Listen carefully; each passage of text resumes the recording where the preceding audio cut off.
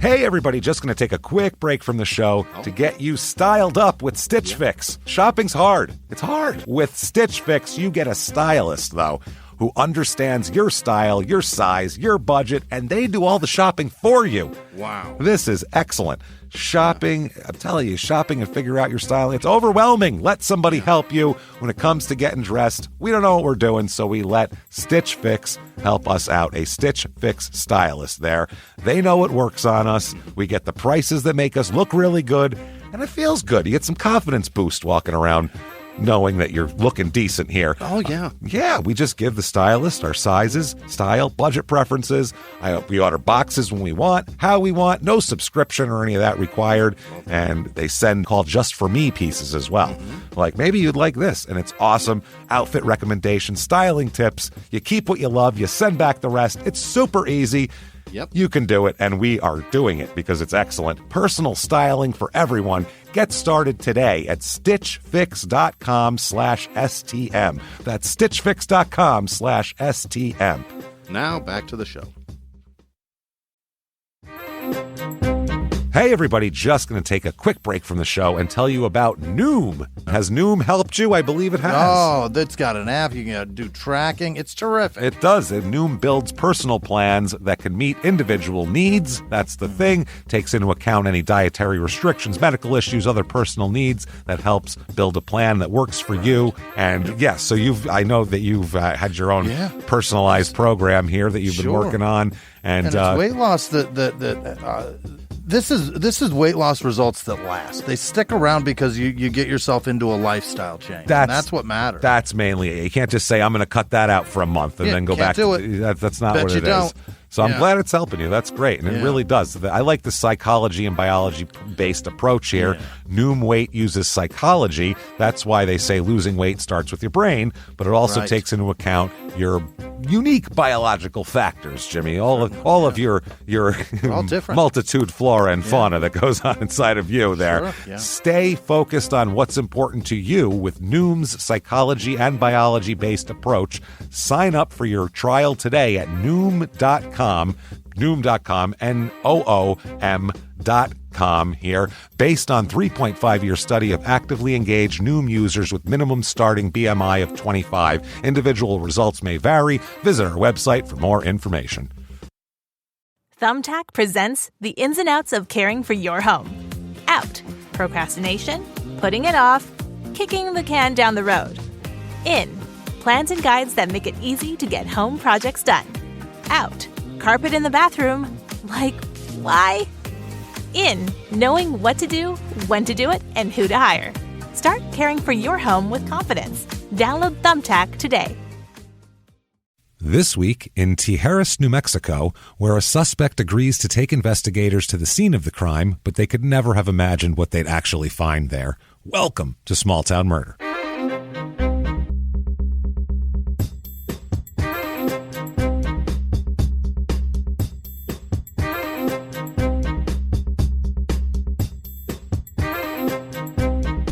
Hello, everybody, and welcome back to Small Town Murder. Yay! Oh, yay indeed, Jimmy, yay indeed. My name is James Pietragallo. I'm here with my co-host. I'm Jimmy Whisman. Thank you, folks, so much for joining us this week. We couldn't be more excited, as always, which sounds odd when we're talking about the subject matter we discuss, but we have a good time anyway, in spite of it. That's what it is. So thank you so much for joining us. First of all, thank you for your reviews this week. Apple Podcasts, please get on there. Give us 5 stars if you have not.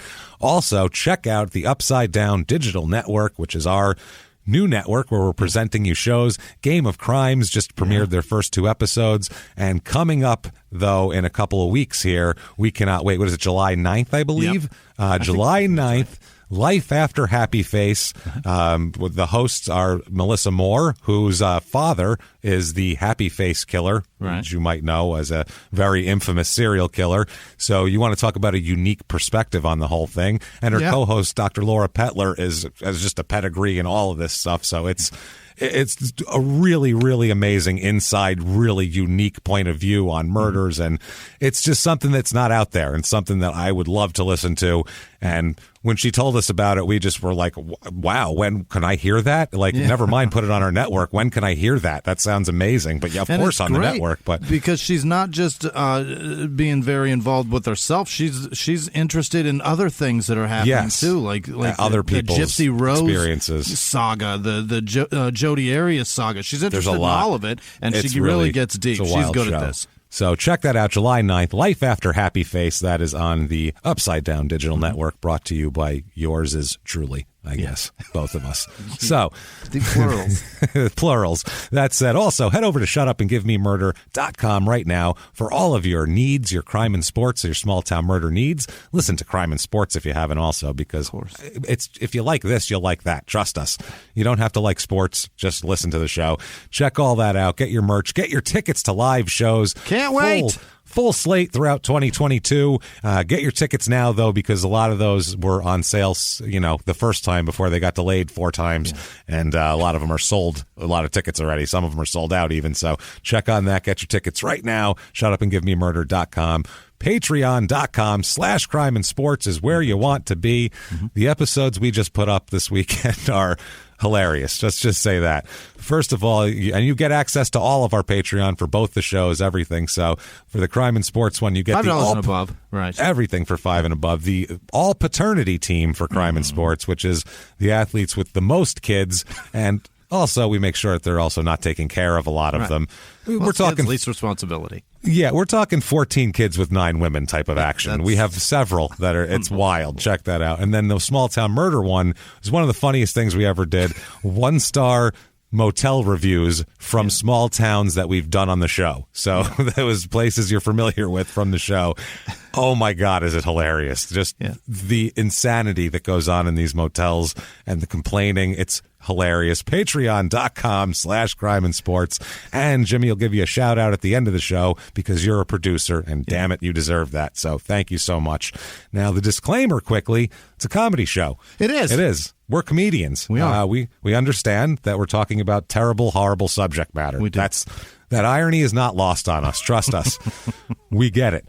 But the thing is, there's so much to talk about around a murder that is insane. When someone goes, I'm going to commit this crazy act, I think I can pull it off and start. That's are you talking about? Right there. That's crazy and in need of some comic roasting right there. So that's what we're talking about. There's so much to talk about. Obviously, it's not hilarious when someone's being murdered, and we're not going to make jokes about that because we go out of our way not to make jokes about the victims or the victims' families. Why? Because we're assholes, but we're not scumbags. That's how that works. Yeah. That's the deal. So if that sounds good to you, we're going to have a good time hearing about a terrible story. And it's a tightrope, and we're going to walk it. If you think true crime and comedy should never go together, maybe we're not for you. We might be, though. You might want to check it out. It might be not what you think it is. Either way, though, at this point, it is time to sit back, clear the lungs, and shout, Shut up and give me murder! Let's do it, Jimmy. Okay. Let's go on a trip, shall we? I would.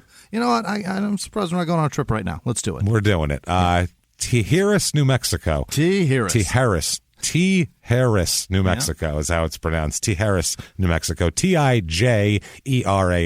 Okay. So I had to look up the pronunciation of that one. Yeah. Because I'm like, is the J like Spanish? Of course, is it going to be like somewhere in Texas where they're like, give me a quesadilla? I don't give a shit how you say it. That's how you say it here. Like, I didn't know how they're going to play it. Yeah, you know what I mean? Down in Tijuana down, I don't know what the hell you want to call it. Tijuana, some shit. Yeah. So this is north central New Mexico. It's outside of Albuquerque, kind of off into the east mountains of off of Albuquerque. Yeah, this is rough going here. Sure. High elevation, over 6,000 feet elevation here. Dear God. Oh, yeah. It's about 20 minutes, a little over 20 minutes to Albuquerque, about 4 hours to the east to Amarillo, and 5 hours all the way down to Eunice, New Mexico, which was our last New Mexico episode. It's been a minute. Episode 136. Oh, my. This is 230 that we're on right now. So that was September 11th, 2019. Long time ago. Yeah. Post September 11th. You know how that goes. Post September 11th, pre-pandemic. You know how that is. Area code 505, just like Albuquerque, 1.14 square miles. It's like one of these little like a tombstone kind of town. Yeah. It's like an ancient, old, kind of timey town. Yeah. It's one of those. Motto here, I got to give him credit for honesty. Sometimes I'm like, come on, that's bullshit. But then you see one like this and you're like, yeah, it's true. Quote, turn around. You've gone too far. That's, where are you? You're not on the, what is this? Go back the other way. You thought Albuquerque couldn't get worse, did you? Yeah, well, here we are. Now, the history of this town, we'll talk about. They found a site in the Tijeras Pueblo archaeological site here, and it was occupied by, ancestral Pueblo people from 1313, back in the day there, so to 1425. Cool. Yeah, and they had about 200 rooms, all in terraced buildings arranged in a big U shape. It's like a convention hotel they made for themselves, a long time ago. 1300s. 1300s, yeah. And it was partially abandoned in about 1360 and then rebuilt again in about 1390 and then finally abandoned after about 1425. And they said it was probably like droughts or water shortages, or they just realized they lived in New Mexico and they left. I'm not sure, whichever one that was. Somebody came through and said, there's better places elsewhere, you guys. You're allowed to leave. They were like, oh, shit, really? Yeah, let's just take off. We'll just get on the 40 and go. I mean, it's easy. Does it still exist? Is that place still there? Can you see it? I think it's an archaeological site. Incredible. It's in Tijeras. Yeah, I think it's like I don't know if you can like walk around on it or anything, but it's there. Should probably protect that. Yeah, it was part of a land grant created in 1763 to defend Albuquerque, the growing city, from raids of Comanches and the Kiowas and the Plains Apaches as well.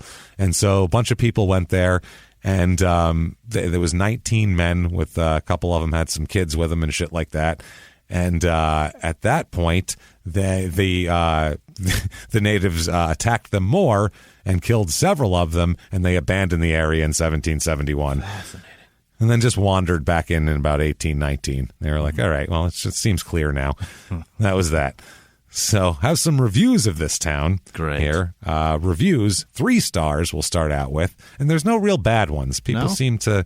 You'll see what I mean. There's a vibe to all of them. Anybody never have a bad day, James? Never have a bad day? I'm still burned by that guy. Never having a bad day here. Never had one. Not a single bad day. You know that song, More Than Words, James? That's how much I hate that guy. And how much did he... What town was that, too? I don't even remember. Just last week. Yeah, I've never been anywhere where I'm that happy with my surroundings. Anywhere. Had a bad day. Never had a bad day. Jesus. Never. It's gorgeous. I'm still mad. Just in the hills of Tuscany. Just never had a bad day. It's gorgeous. A week later, I'm still boiling about it. That does piss me off too. I get it. That was one of those. I got real angry about that one last week. How do you say that? I've just had several life experiences anger me since then to knock it out of first place. So here's 3 stars. I have lived here all my life, and it is very nice to look at, but it's very difficult to move around and be close to anything depending on where you live. And the weather is very weird, but still good. Ooh. Do you understand what any of that means? Nothing. It's nice to look at, but very difficult to move around and be close to anything depending on where you live. The weather is very weird, but still good. That could mean anything. Those are certainly sentences. Those are all sentences. They really don't. It's like a Mad Lib that. Yeah. Like they had 3 different people write a sentence. Like, you write a part, you write a part. What are we writing about? Doesn't matter. Just anything, and I'll put it together. So very strange. I know there it's like not that hot in the summer and it snows in the winter because it's like high elevation. That's Albuquerque. Yeah, it's 4 stars is the next one. Living in a smaller mountain community is wonderful. Close enough to drive into Albuquerque, but can still maintain the mountain lifestyle. That's not possible.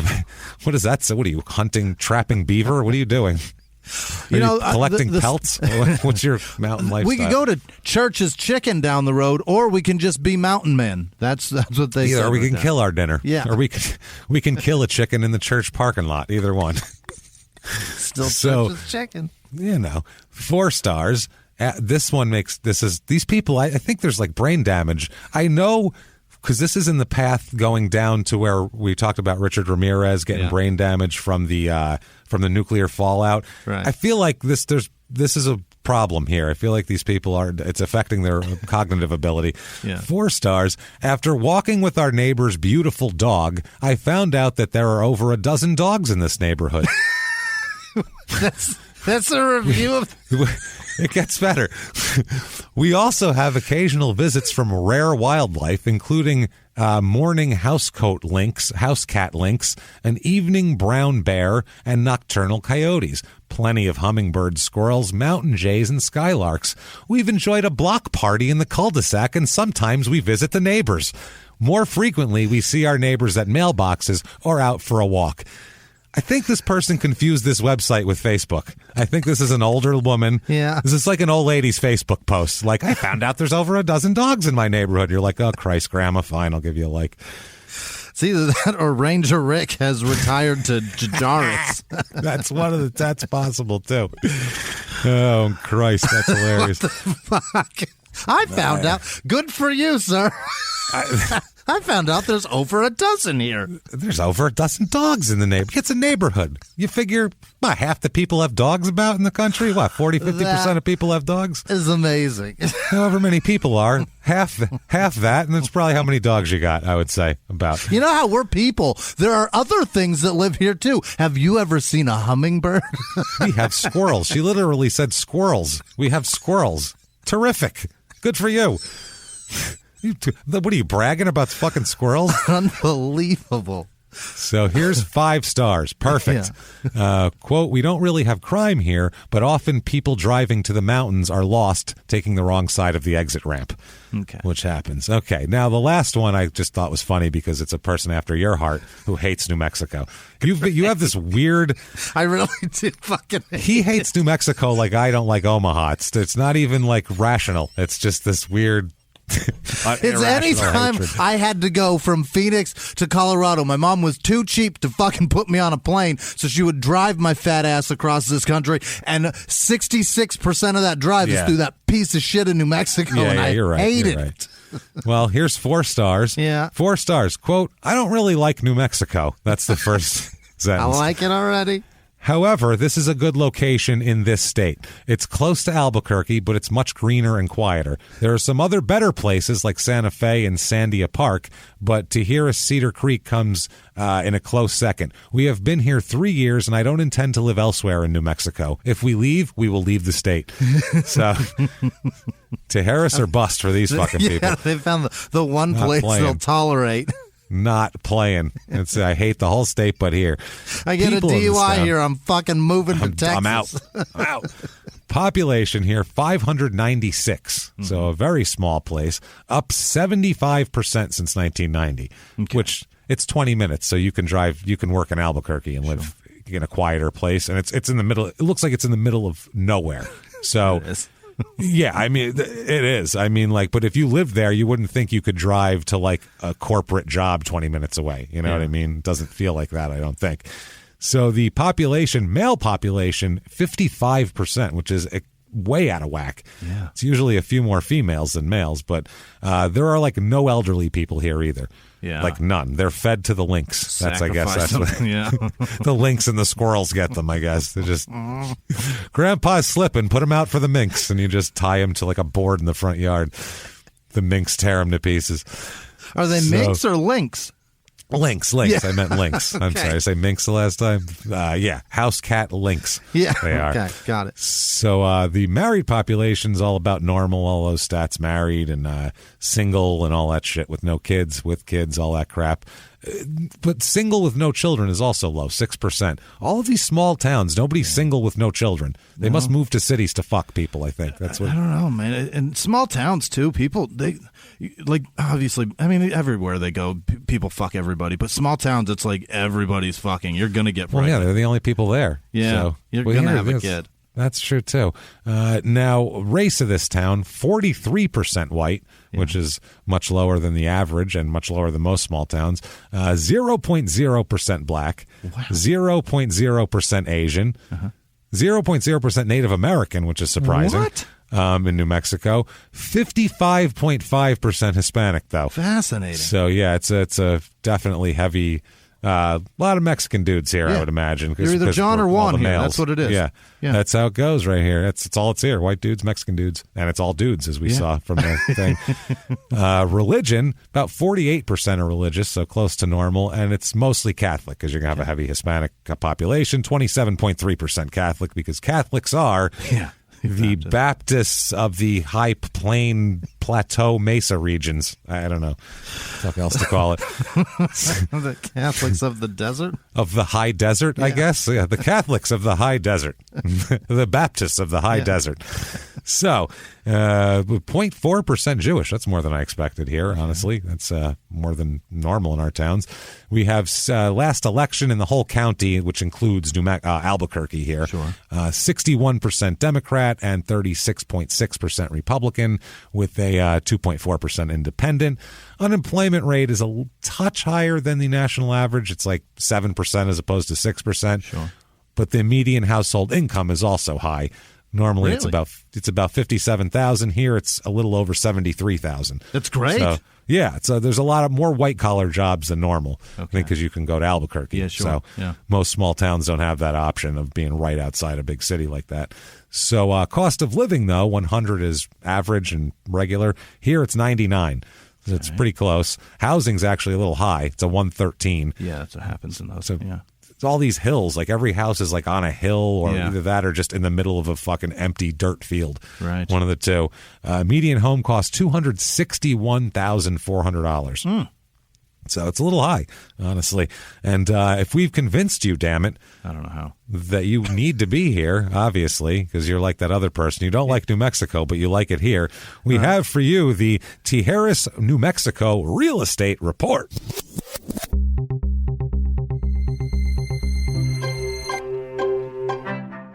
The average two-bedroom rental here goes for about $979, which is a deal because the houses are more expensive than the average, so that's lower. So renting seems to be the way to go.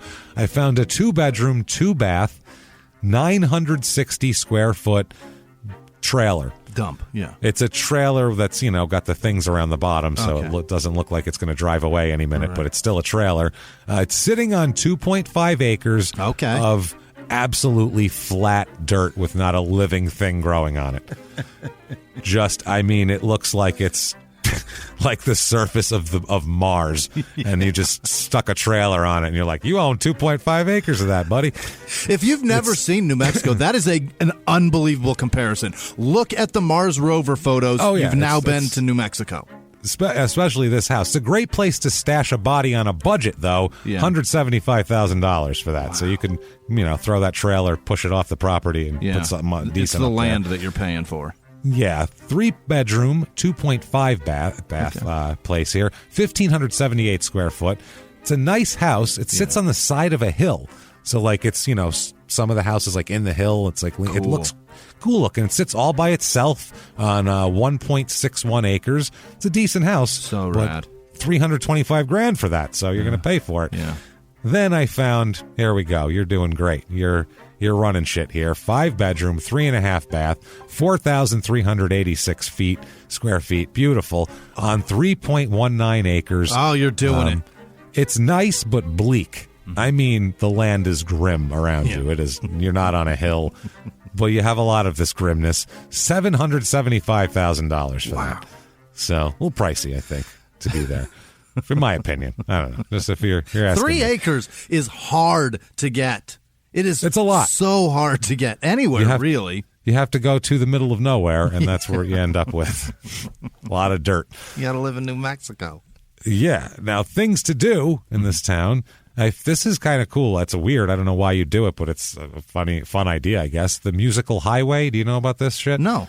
In October 2014, the town made a 2-lane stretch of what used to be Highway 66, Route 66. Route 66. They put grooves and shit in it, rumble strips and grooves, and arranged in a way to, if you drive at exactly 45 miles an hour, it sounds like America the Beautiful. It plays that, basically. It's the tune of America the Beautiful over the things. The engineering feat. Right? To do that. Somebody focused on that. Yeah. I hope somebody had just you know what? There's a computer program that just totally does that. It's super easy. Like, that's the only... way that would be acceptable. Otherwise, they had a lot of people. We just punched that into the computer generating paver, and it just does it. We didn't have to do anything. Automatically. Yeah. We give it a salute and we send it on its way. So next, this was surprising for me to find. America, couldn't they pick a better song? I mean, that's a patriotic, I guess. Sure. It's a highway. And you're driving, it's like desert, so, But if you have to drive exactly 45 to play Cruise control. Maybe you just play like I Can't Drive 55. That would be pretty funny. Carve that shit into the road. They weren't going for humor, unfortunately, Jimmy. No. This is why we should be running towns and not these fucking people. We'd be like, let's make it hilarious. Yeah. Let's change it up every once in a while. They'd be like, was that Baby Got Back? I feel like that was, what the hell what happened? Keep paving and cutting and carving. That road would be closed more than it'd be open for us changing the song and laughing like children on the side of the road. Every week I'm laying down a new track. It would be hilarious. I found based in Tijeras here is the Italian festivals of New Mexico.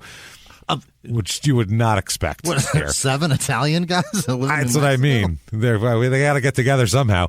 So, mission statement for them on their website. Yeah. To celebrate and promote Italian culture and heritage in New Mexico through special events, partnerships, and the annual New Mexico Italian Film and Culture Festival for the benefit of underserved children, Jimmy. That's the whole thing here. It's all every Italian thing. Again. Hey, it's for the kids. Oh, what do you think? I'm putting this in my pocket? You cheap fucking bastard. It's for the fucking kids. What's wrong with you? You want everything for free. It's for the fucking children. For Christ's sake. It's Tommy standing right here and you're acting like a fucking jerk off.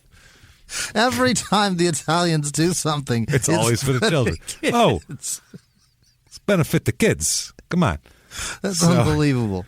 Primary programs, New Mexico Italian Film and Culture Festival, an annual multi-day celebration of Italian cinema and culture, a fundraising benefit for disadvantaged children, population served, children and youth. Year founded 2010, all volunteer, and they do have 501c3 nonprofit status from the IRS. They do accept inquiries about volunteering.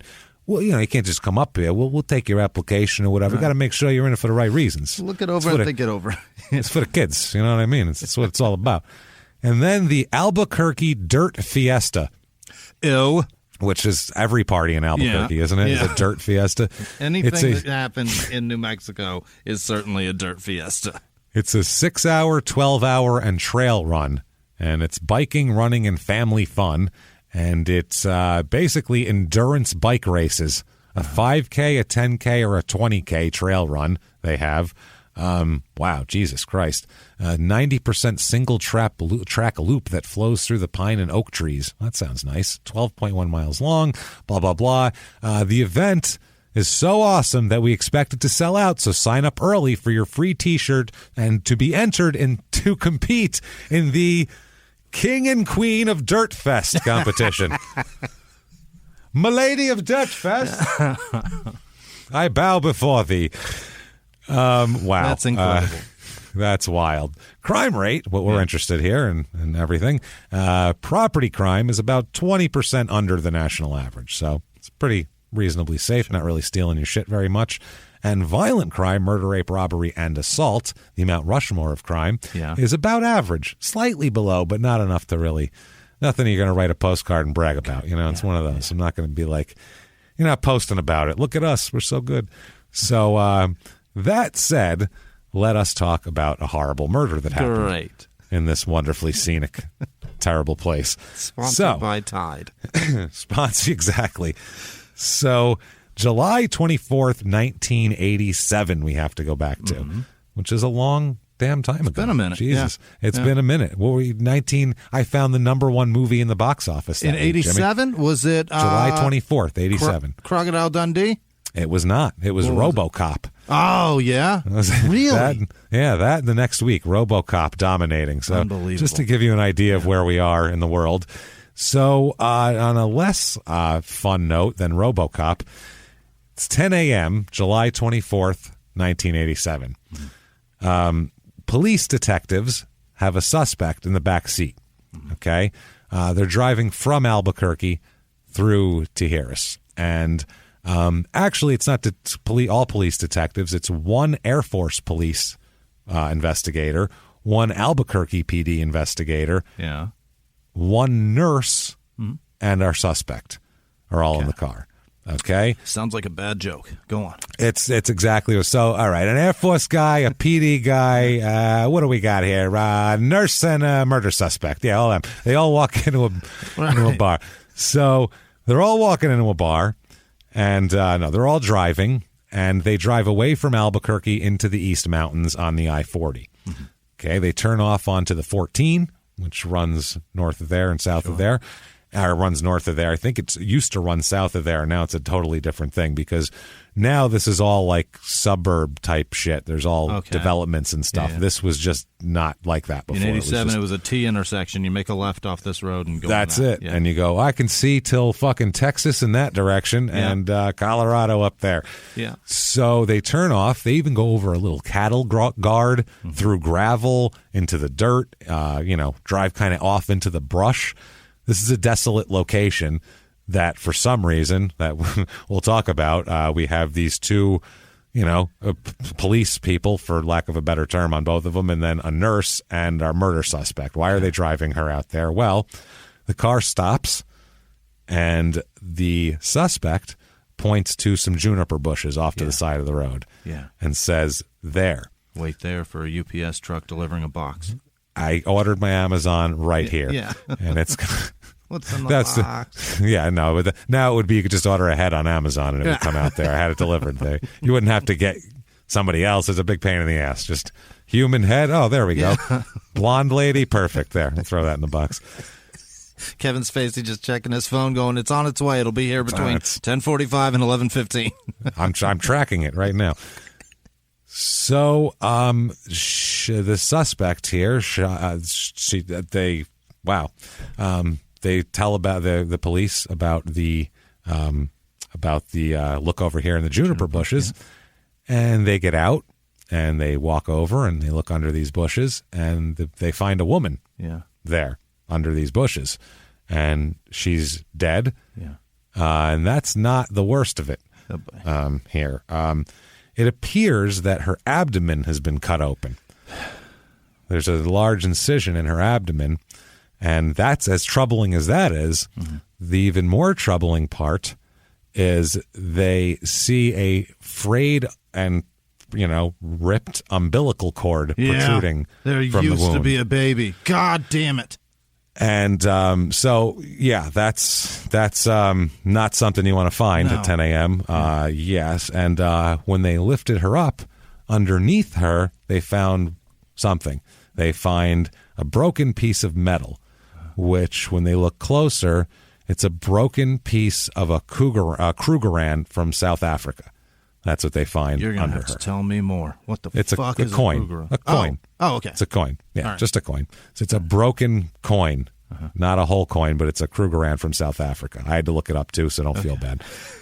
I was like, do they have those? Currency? Okay.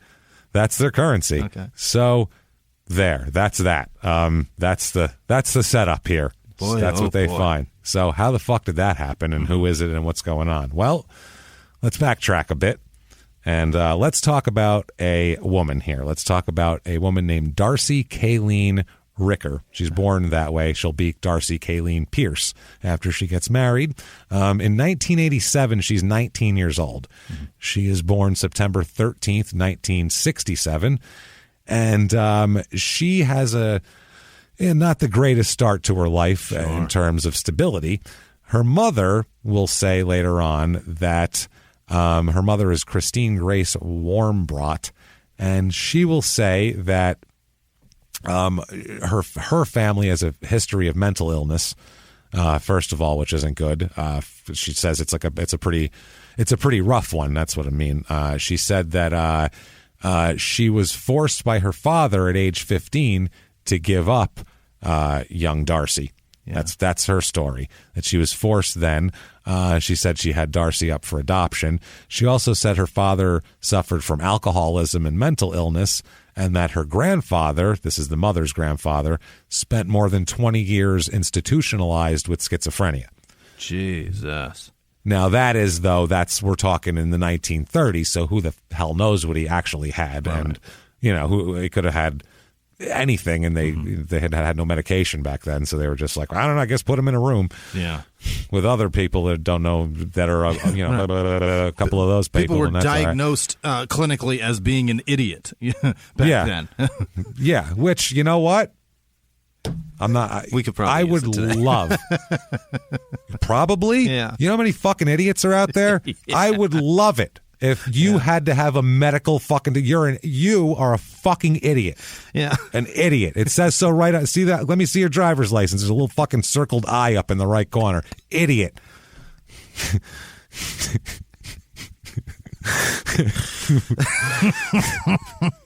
Morons too. There were just morons. By your actions. Yeah, I don't even mean your IQ or your abilities, or whatever the hell that is. I want to know your actions. Let me look at your Facebook feed or your goddamn Instagram, and I'll tell you right fucking now what your shit is, and if you're an idiot. Very easy. Instead of a blue check mark, you would have a little blue eye. That's it. You'll go, it's that way. Whenever you post something, people go, "Oh my God, that's an idiot posted it." Never mind, and you keep going. That's a nonsense person. That's a nonsense person. It's a non-serious person that tries to say things for attention. That's an idiot. That's what we're getting at. Oh, we could scroll right past that. They're an idiot. Right. We need it. Get on it, Zuckerberg, you fucking nerd. Fuck Zuckerberg. No, this has to be, we all have to come together for this.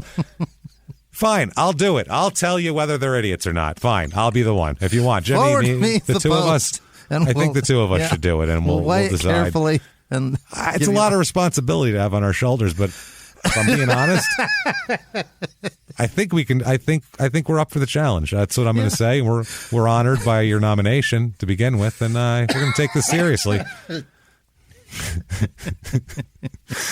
Sometimes we'll be wrong. Sometimes it will be something unbelievably brilliant. And you know what? I'll take that bullet. I'll jump on that grenade. Yeah. Sometimes I'll call a smart person an idiot. We'll happily call ourselves idiots. That's the thing. So don't be so sensitive. We're idiots too. That's the problem. Suck it up. So, she's. Hey everybody, just going to take a quick break from the show to tell you about the safest sponsor ever, Simply Safe. Absolutely, these people will keep you safe. It's amazing. You know that every 26 seconds a burglary takes place in the United States, according to the FBI. That means that by the time this podcast is over, dozens and dozens of homes will have been targeted, ransacked. God knows what happens here. So protect your home before it's too late with Simply Safe proactive security system. Simply Safe helps stop threats before they even have a chance to break in. Named Best Home Security System by U.S. News and World Report 5 years in a row. And by us for about the last 8 years as well. If you trust us, believe me, you want Simply Safe. So visit simplysafe.com/small to claim 50% off a new system with professional monitoring plan and your first month free. That's simplysafe.com/small. There's no safe like Simply Safe. Now back to the show. This show, Small Town Murder, is brought to you by BetterHelp. Get yourself some therapy, everybody. Honestly, here. We often hear about, red flags that you should avoid. Hey, that's a lot of a thing. It's become a real phrase now, real cliche. But why don't you focus also, you look at green flags in friends and partners. Look for good things as well. Right. And maybe you're not sure what that looks like, though. Therapy can help you figure that out. What are positive things? What are the green flags? And then you can practice them in your relationship. It's absolutely a fact. And so, honestly, we absolutely are huge advocates for this. It really, really helps. BetterHelp is fully online, making therapy affordable. It's convenient. They serve over 5 million people worldwide. You can access a diverse network of more than 30,000 credentialed therapists, wide ranges of specialties there. Here's the coolest part.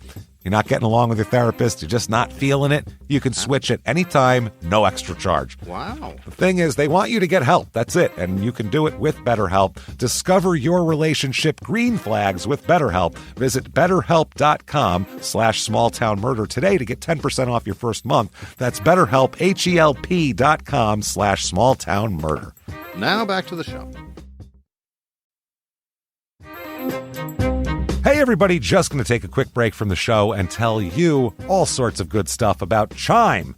That's what I'm talking about. There's so many extra fees you have to pay in life. Everything. You go to the airline, there's an extra ticket on that. There's extra fee on every fees, hotels, fees, all this type of stuff. We're trying to make progress, and the next thing you know, here comes another fee coming at you, and it's more money than you expected, and your whole math is thrown off, and it's awful. Learn more at chime.com/smalltownmurder.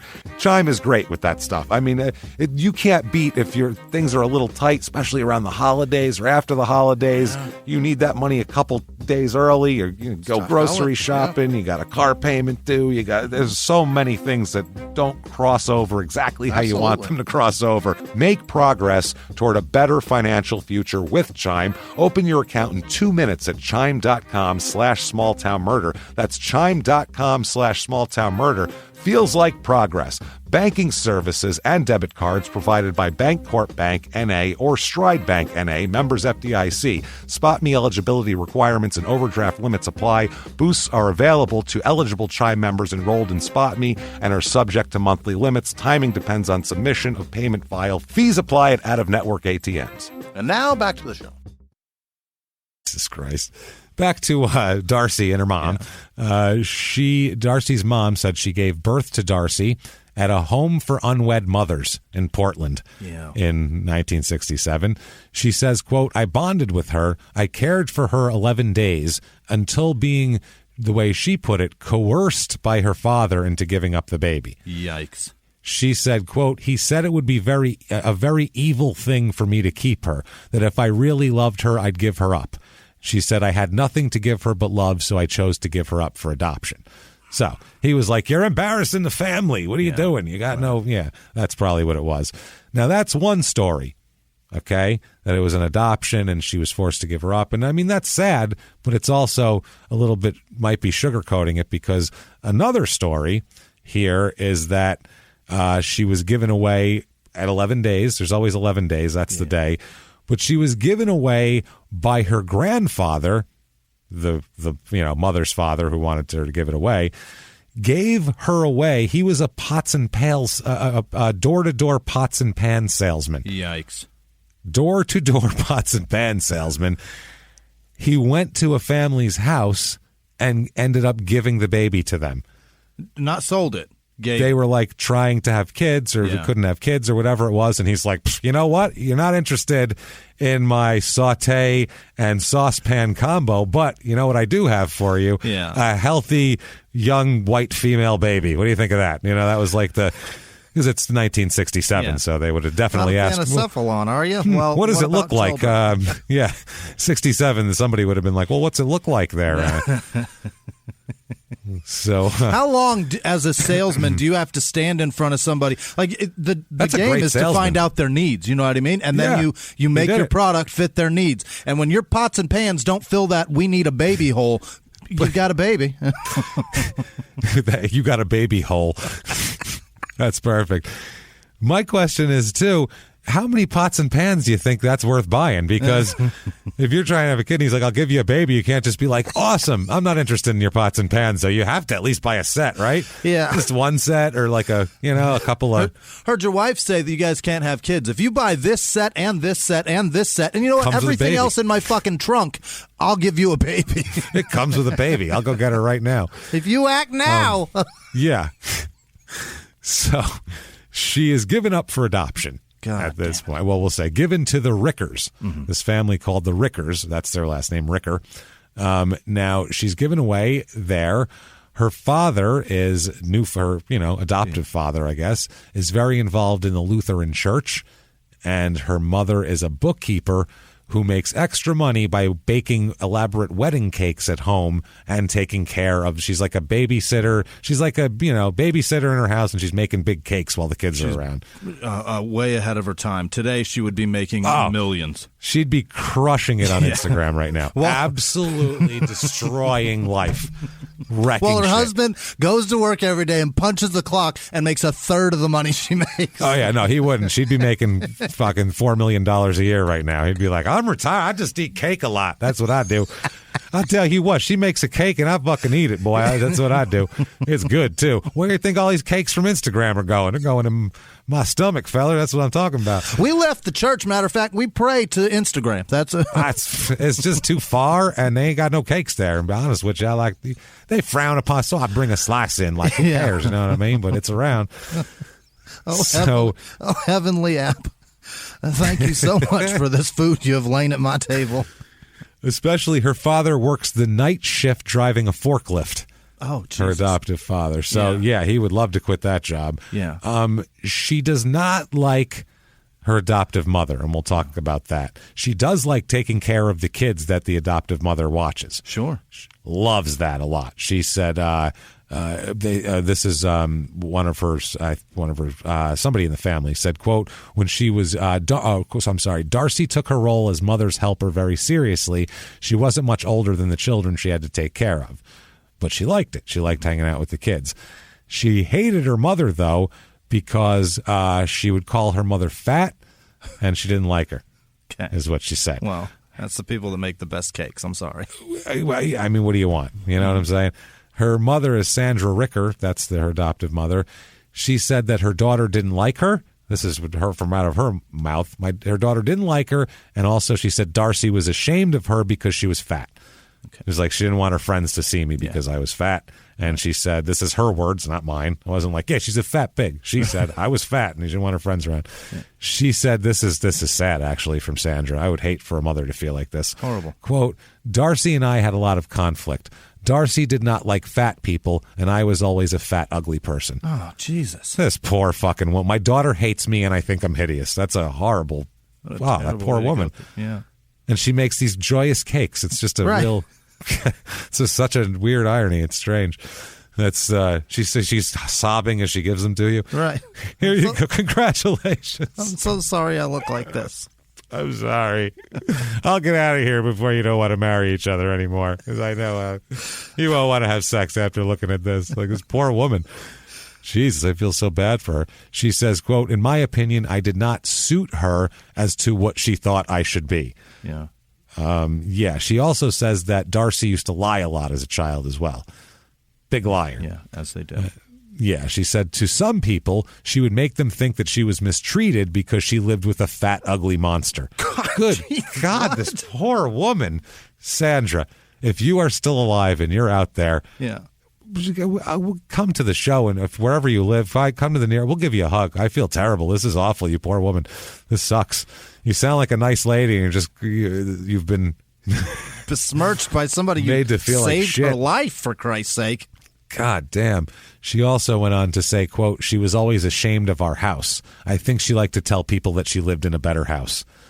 So, count your blessings. Yeah, you live in a house. That's great. You were born to a mom, an unwed mother, and whose family made her give you away. Be thankful that somebody that has a house is willing to help. And has cake. Yeah. You Fuck grew up the in house, a cake there's house. cake in it. There was no cake in my house growing up. Did you have cake laying around everywhere? I didn't have any cake. My mom was a terrible cook. Look at my 40th birthday cake. It was a piece of shit. That's what I'm saying. There's no... You're either a cake house or a non-cake house. There's no. We were a non-cake house. No one's baking cake. My mother would have been like, I'm not baking shit. I'm not a baker. So not working. This is you're lucky. You have a house with cakes in it. So she also said that her brother, or adopted brother, we'll just say her brother, her old family's gone. So this is all her family now. Her brother, the mother said that Darcy hated her brother's fiance when she was getting older because she was pregnant, her brother's fiance, and wanted to put the baby up for adoption. Wow. So Darcy was very mad at her for that. Yeah. The mother said, quote, Darcy hated Marianne. To her, you give away cats and dogs. You do not give away babies. So that was that because she was given away. You'd think she'd be a pro-adoption because her life worked out. Yeah. But no, she's mad at her situation. So she went to the LaSalle school, which was it was a Catholic school apparently, and she was one of the few non-Catholics to go there. And she actually helped pay her tuition by working at night in a fast food joint as well. So Jesus, yeah, Darcy's go get her. She Yeah, she's a go-getter. Also fast food and a local store as well, a small store. So she ends up meeting a guy named Raymond Pierce, and they went to different high schools and all that sort of thing. They met at a Rotary Club outing. Oh, sweet. So in Portland. Yeah, in Portland, Is that what the Oregon. Rotary Club is? It's a dating service? I don't know what I believe it is. Do. You rotate until you find the person. Yeah. You get 2 circles and then you rotate to each person. It's like speed dating, but in a circle. There's no tables. I believe that's what it is. I mean, don't quote me. Could be that. So I met her there. Now he over here, old Raymond, Ray is an Eagle Scout. Yeah. Literally an Eagle Scout. It's unbelievable. Has a job at a hobby shop, and he plans to join the Air Force. Okay. That's quite this square. guy. Yeah. He's a real square guy. They're in Portland in the mid-'80s and being very square. They met, like I said, 1984. They date on and off for a little while. And in then about 85, early 85, they start to live together after that. And Ray's a good-looking guy. He's tall. He's handsome, and she's considered very pretty as well. I've seen pictures of her too. Very pretty. Everybody's attractive in this story. Beautiful couple. Very odd. Every person we talk about is attractive in this story. They're all very nice looking, which doesn't matter at all in a murder story, obviously, but it's just strange in our stories. Remember last week we had Shrek. Right. We had an ogre with a Scottish accent. A monster. A horrible face. And slinging all kinds of country dick. Yeah, it was very strange, but this is a different kind of a case. This is a very photogenic murder. Weird. So, terrible, but just photogenic as shit. Now, Raymond Pierce, like we said, he's doing his thing. She ends up moving out of the house before she even finishes high school. She stays in school, but she moves out and moves in with Ray, who's like a year older than her and had his own place. And her parents don't even attend her high school graduation. Oh. So she just wants nothing to do with them, basically. Moves out while still in school, and she's like, yeah, I'm graduating sometime in June, and just doesn't even bother to get him into it. It's very strange. So they move into a duplex on the southeast side of Portland in May of 1985 together. This is their first place together. Darcy told the landlady she just graduated from school. She graduated in Milwaukee, Oregon, which is outside of Portland, and that she and Ray planned to get married soon. That was the whole plan. Sure. And at the time, Darcy's still working for the fast food place, and Ray worked at a radio station. Hell yeah. I don't know if he's doing like drive time DJing or if he's, an engineer. Yeah, or promotions. Showing or who up knows in the parking what he's lot, doing. handing out bumper stickers.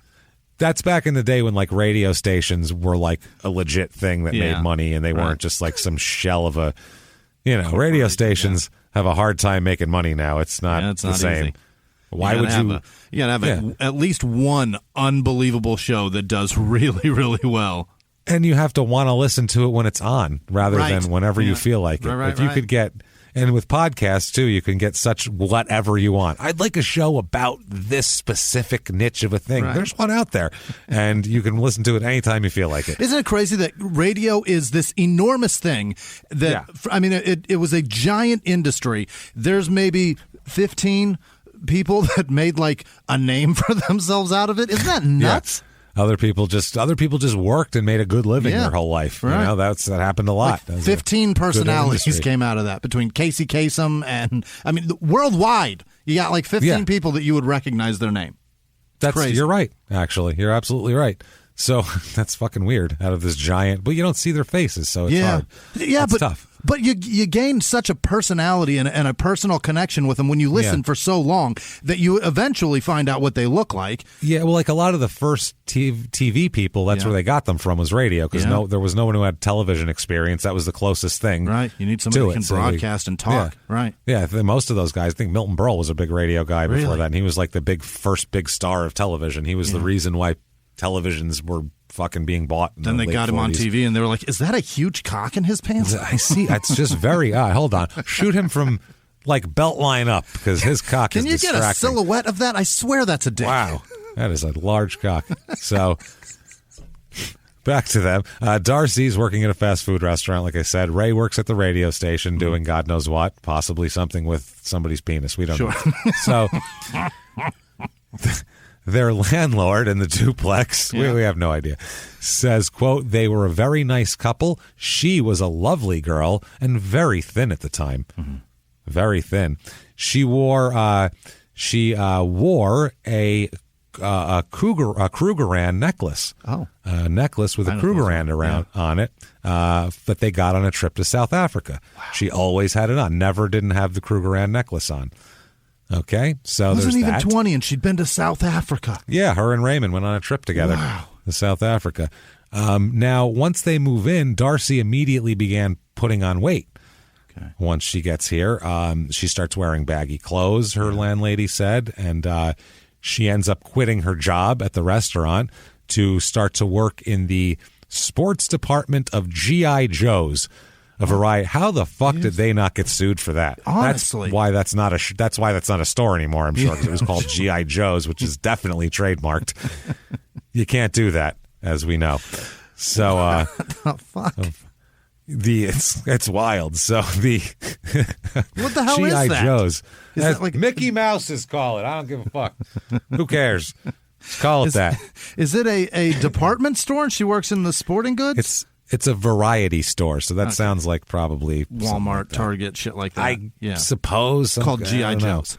Called G.I. Joe's. Oh, boy. So the assistant store manager said that Darcy was pregnant while she was employed there and said that, quote, she was a good employee and was liked by everybody here. And she said that about 8 to 10 months after she moved to the area, she had worked there for a few months and she was getting pregnant. Like we said, she was pregnant and she was getting bigger. Took a maternity leave and went to another job and all that. But after a few months, she had a miscarriage. Very obviously, it's terrible. Brutal. They were both very excited about the baby, and it wasn't like, oh shit, we're having this baby. Like she's wants a baby bad. She was all excited about it. So she, her friend or her coworker there said she knew a lot about the medical terms. She said her body didn't supply nourishment to the baby and it starved to death, basically, which is what happens sometimes. She said she didn't know, the woman didn't know how far along she was, but she said, quote, about Darcy, quote, she was quite upset about it, but she said, oh, well, there'll be other babies. Like the landlady said, she was like, there'll be other times I can, I'm young, I'm healthy. This is just trying to stay positive, she said. She had physical problems, too, during this that could have helped. She had an ovarian cyst at one point, so they said that might have been a factor. And she really, really, though, had a tough time with the miscarriage. She tried to stay positive on the outside. She was telling people, well, there'll be other chances. And then she took it hard, though. It was tough to take, man. It's tough to take. It's especially if you're young and it's your first baby and you really wanted it bad and you weren't like, and obviously it doesn't matter. I'm not saying that otherwise you don't care, but if you have 4 kids and you're 38 years old and it happens, you might go, I'm very sad, but then 5 years from then you're going to go, wow, that was a fucking, I mean, I know it's bad to say, but everyone's going to be thinking it. Yeah. You know what I mean? That could have been tough. Yeah, if you were like struggling to pay your bills and you have, kids ranging from 6 to 17 or some shit, and you're like, oh my God, how the fuck can I pay my car payment? 57 at a goddamn high school graduation. Yeah, that's a different, obviously you're still sad, but it's not the same. So now after the miscarriage, this is very weird. Her older brother, Craig, and his wife, Mary, remember the one who were going to give the baby up for adoption, who she couldn't stand? Well, they had an apartment next door to Ray and Darcy. Made up. They made up, yeah. They live right next door. Or it's super fucking contentious around here. Just super awkward, banging on the wall. Shut up over there. Shut up, Craig. You even know his name. That's usually don't yell at your neighbors by name. Yeah. Shut up, baby donator. Yeah. Did you Goodwill your baby? Yeah, it's nice. Yeah, real nice. Good job. Did you put it in the night slot or did you always wait till they opened at 7 a.m? So they lived in an apartment next door, and they just had their first child. Oh. Right? So just happened. Yeah. And they're going to keep this child and everything like that. So Darcy, Darcy said that she wanted to help raise it. Okay. She wanted to, quote, share the baby with them. Okay. Share it. I don't know how you share a baby. You can't. You don't. They're their parents. They had a baby. They're both there. You don't share it with them. What is that? You had a baby? Oh, can I share? Can I have half? No, you can't have half. That's not going to work. You gonna need all that baby? It's odd. All of that baby? It's a pretty fat baby. So she said that she even wanted to nurse the baby and help raise it. What are you talking about? Wow. They said no. The brother, Craig and Marianne, said no. And the landlord said there was, quote, there was bad blood between them. So they weren't even like getting along great. And now she's like, share your baby with me, which is weird. They said, the landlady said that they were still on bad terms when Darcy and Ray moved out at the end of 1986. They were still on bad terms over this whole thing. But the landlady said, quote, the worst I can say about Darcy is that, in my opinion, she was obsessed by motherhood. Okay. So she said she was sad and she just got locked into this thing where, it's just, it happens. I get it. On the outside looking in, it's pretty rad to be a parent. And then you're a dad. And then you're like, I wish I was just looking in. I mean, it's also good, but at the same time, you're in certain situations don't warrant itself to being a good parent or enjoying parenthood or childhood or anything else. I'm still waiting on the moment where I go, this was all worth it. Yeah, this was all worth it. Darcy, by the way, too, she's had her life isn't good as well. I didn't mention this earlier, but I should mention this as well. She became like, she was a neighbor kid did some sexual things with her when she was at a young age. Yeah. Somebody of similar age, not like a 15-year-old, but like, a 7-year-old when she was 6. Still weird. And then she ended up at around 7 having, of her volition, that she started a sexual relationship with her young cousin that was around the same age. Oh my God.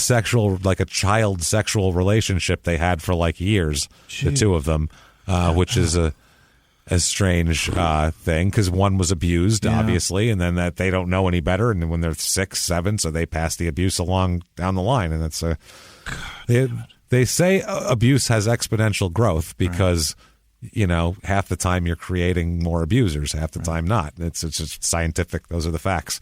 It's what it is. It's fucking horrible. Yeah. So, and it's even sadder when it's a kid on kid, and it's not even, because that means someone did something to that cousin or that kid, the neighbor kid that got at her. He didn't just come up with that on his own. Yeah. Someone did some shit to him. For a 6, 7-year-old to have the idea to do that to somebody else. It's horrible. Yeah, because you have to imagine, and imagining is no fun. No. You know what I mean? Imagine who taught that kid what to look at. Pardon? Yeah. God damn it. I hate it. So and because of this, in her mind too, she was very much like adult before other people were. Grew up way too fast. Physically developed early as well too, which also added to it as well. So, but she's doing better by now. The landlady said, quote, Darcy wanted to nurse that baby and possess it, which is wild. They end up moving out. The landlady said when they moved out, they, quote, left their apartment immaculate. She says. She said, quote, I told them they could come back anytime they wanted to. They were great tenants. Okay. So nice people. I wanted to give you that background because at this point it seems like she's really turned her life into something positive, you know what I mean, and is doing well. And, that's why I wanted to give you the background on her to, be fair of how far she's come. She's got a lot of demons between being given away, and everything else. Being sexual abuse. Sexual abuse. Yeah. And, the whole thing. It's sent her down some paths that she should. By all accounts, she should never have had to deal with any of this. No, but I mean, she could very, very easily be, the local barfly drunk, drowning her sorrows, and nobody would blame her a drop. They'd go, "Oh man, you don't know about her life." So So anyway, they end up moving out, and at that point, she reports to her sister-in-law once they move out that, guess what? I'm pregnant again. So no need to share the baby. So congratulations, Darcy and Ray. And the baby, she said, is due later on. She'll say the baby's due in July. At the time, she didn't know exactly how far she was. Sure. So she moves to Albuquerque. Yeah. That's where they end up moving, down to Albuquerque. Because he joins the Air Force. There you go. So they end up in Albuquerque. So December 86, she's very excited. She's pregnant. She announces it. Ray's very excited. So excited. Drops to one knee. Asks her to marry him. All right. She's thrilled with this. She can't wait to get married. They get married right away in like January of 87. They get married. And, she's pregnant, and it's what she's always wanted at this point. Correct. She's got her. This is what she's been focusing on. She said too, since she met Ray, she was like, "This is my guy. Yeah. He's going to be stable. He's going to be a good father, and this is what I want." So it's all good. In 87, they're in New Mexico in January, and Raymond enlists in the Air Force on January 15th in Portland. And then they end up moving down to Albuquerque because his training was 12 weeks at Lackland Air Force Base in San Antonio in Texas. And then he ends up going to Biloxi, and then finally assigned to Kirtland, which is in Albuquerque. Okay. So that's where we are. And now they go look for a car in July 15th-ish, 1987. Yeah. So remember, in the beginning was July 24th. July 15th-ish, 1987. The sales manager said they were in there. It was an Acura dealership. So Rob Moore is his name. Wow. At Montano Acura. Uh-huh. So they're looking for one of those hot late 80s Integras. Those are pretty cool. Yeah. The pop-up lights. Yeah. Those are badass. So, did they pop? They did. Yeah, you're right. With the little round pop-ups. Right. They were cool. I had a 90, and it did not have Sweet. It had the bar lights. Oh, yeah. Those were still a pretty cool car. Yeah. Those are fucking cool, man. Those wasn't cool bad. Shit. Those are badass back then. Not bad. So he said they were in there. She was pregnant. She was, resting her hands on her top of her belly and being like protective. He said that, quote, "I asked her when she was due, and she said a week or two." And he said she seemed to be just glowing and couldn't be happier. All that sort of thing. Problem is, though, that on her due date in 87, which was originally in May. Yeah. She told everybody her due date is in May when she got to work. And when May comes around, she tells her coworkers that she had a stillborn. Oh. Okay. And then she asked her husband to back her up. Why? And he said, "No, I'm not telling you. I'm not lying to your friends that you had a stillborn baby. That's ridiculous. You're pregnant. Why would you say that to them? And why would you jinx this? He didn't know if it was. Yeah, that's what I mean. So he didn't know if it was to leave her job or whatever. But either way, she said her due date was May. Then after the move to Albuquerque, all of a sudden the due date shifted from May to July 16th. That's a long time. That's a long time. That's a bad doctor with some shit estimates. That's not good. By the time July 16th, when they're looking for an Acura, comes around, she's been wearing maternity clothes for 14 months. Okay. 14 months. That's the longest molt ever. Do I have to say she's not pregnant? No, you don't. I think we get it. Yeah, she's not pregnant. No. Her husband thinks she's pregnant, and everybody thinks she's pregnant, but she's not pregnant. Her lying hasn't stopped. She's putting her hands on her belly. She's got her maternity clothes on. She's not pregnant. So that's in July. No. So July 23rd, 1987 comes around. And this is the day before our beginning. And let's talk about another young lady, Cindy Lynn Giles, who at the time is Cindy Lynn Ray. She's married. Her maiden name is Giles. She has had a nice life as well. She grew up in Payson, Utah. Oh. She went to Payson High School in Utah. She's doing nice. She met her husband in high school. They were both in the marching band together. Oh, yeah. He was a drummer, and she was playing the cymbals. So, I mean, come on. Drums need cymbals. Marriage made in heaven, babe. You know what I'm saying? Yeah. Drums need cymbals, everybody. What the fuck, man? It's a sign. Like, we should definitely go together. We go together. It's like you're chocolate and I'm peanut butter. Yeah. What are we talking about here? But I mean, in comparison of like skill and talent, like he's rocking out the drums and then she just goes crash. Yeah. That's what they give like the kid who joined the band 3 days before the performance. Or like if someone's doing like a bar show, a band, and they have like their girlfriend play the tambourine, just fucking shake that around. It won't affect much. I don't know. Whatever. They give her the salt shaker to play.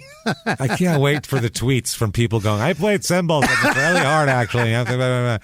Don't care. We've all seen the joke where, I think it was an old commercial, where a guy, there was like a Philharmonic playing, like a whole big orchestra, and you see some guy in a tuxedo, and he's like eating a sandwich or a slice of pizza or something. He checks his watch, and he's like, oh shit, and he runs all the way back there just in time to pick the cymbals up and go psh at the end, and he's like, yay. But he was like eating dinner through the whole thing. He wasn't even in there. So he's over there like Nick Cannon drumline and with the back of the stick and going crazy, and then she just goes. We don't know what kind of beats they were playing though. Maybe it was cymbal heavy. Yeah. Maybe it was just like. Psh, psh, psh, psh, psh. Maybe she had like. Maybe he just does the drum roll intro for her to play the shit out of those cymbals. To solo those cymbals. We don't know this. Is there a solo for the cymbals?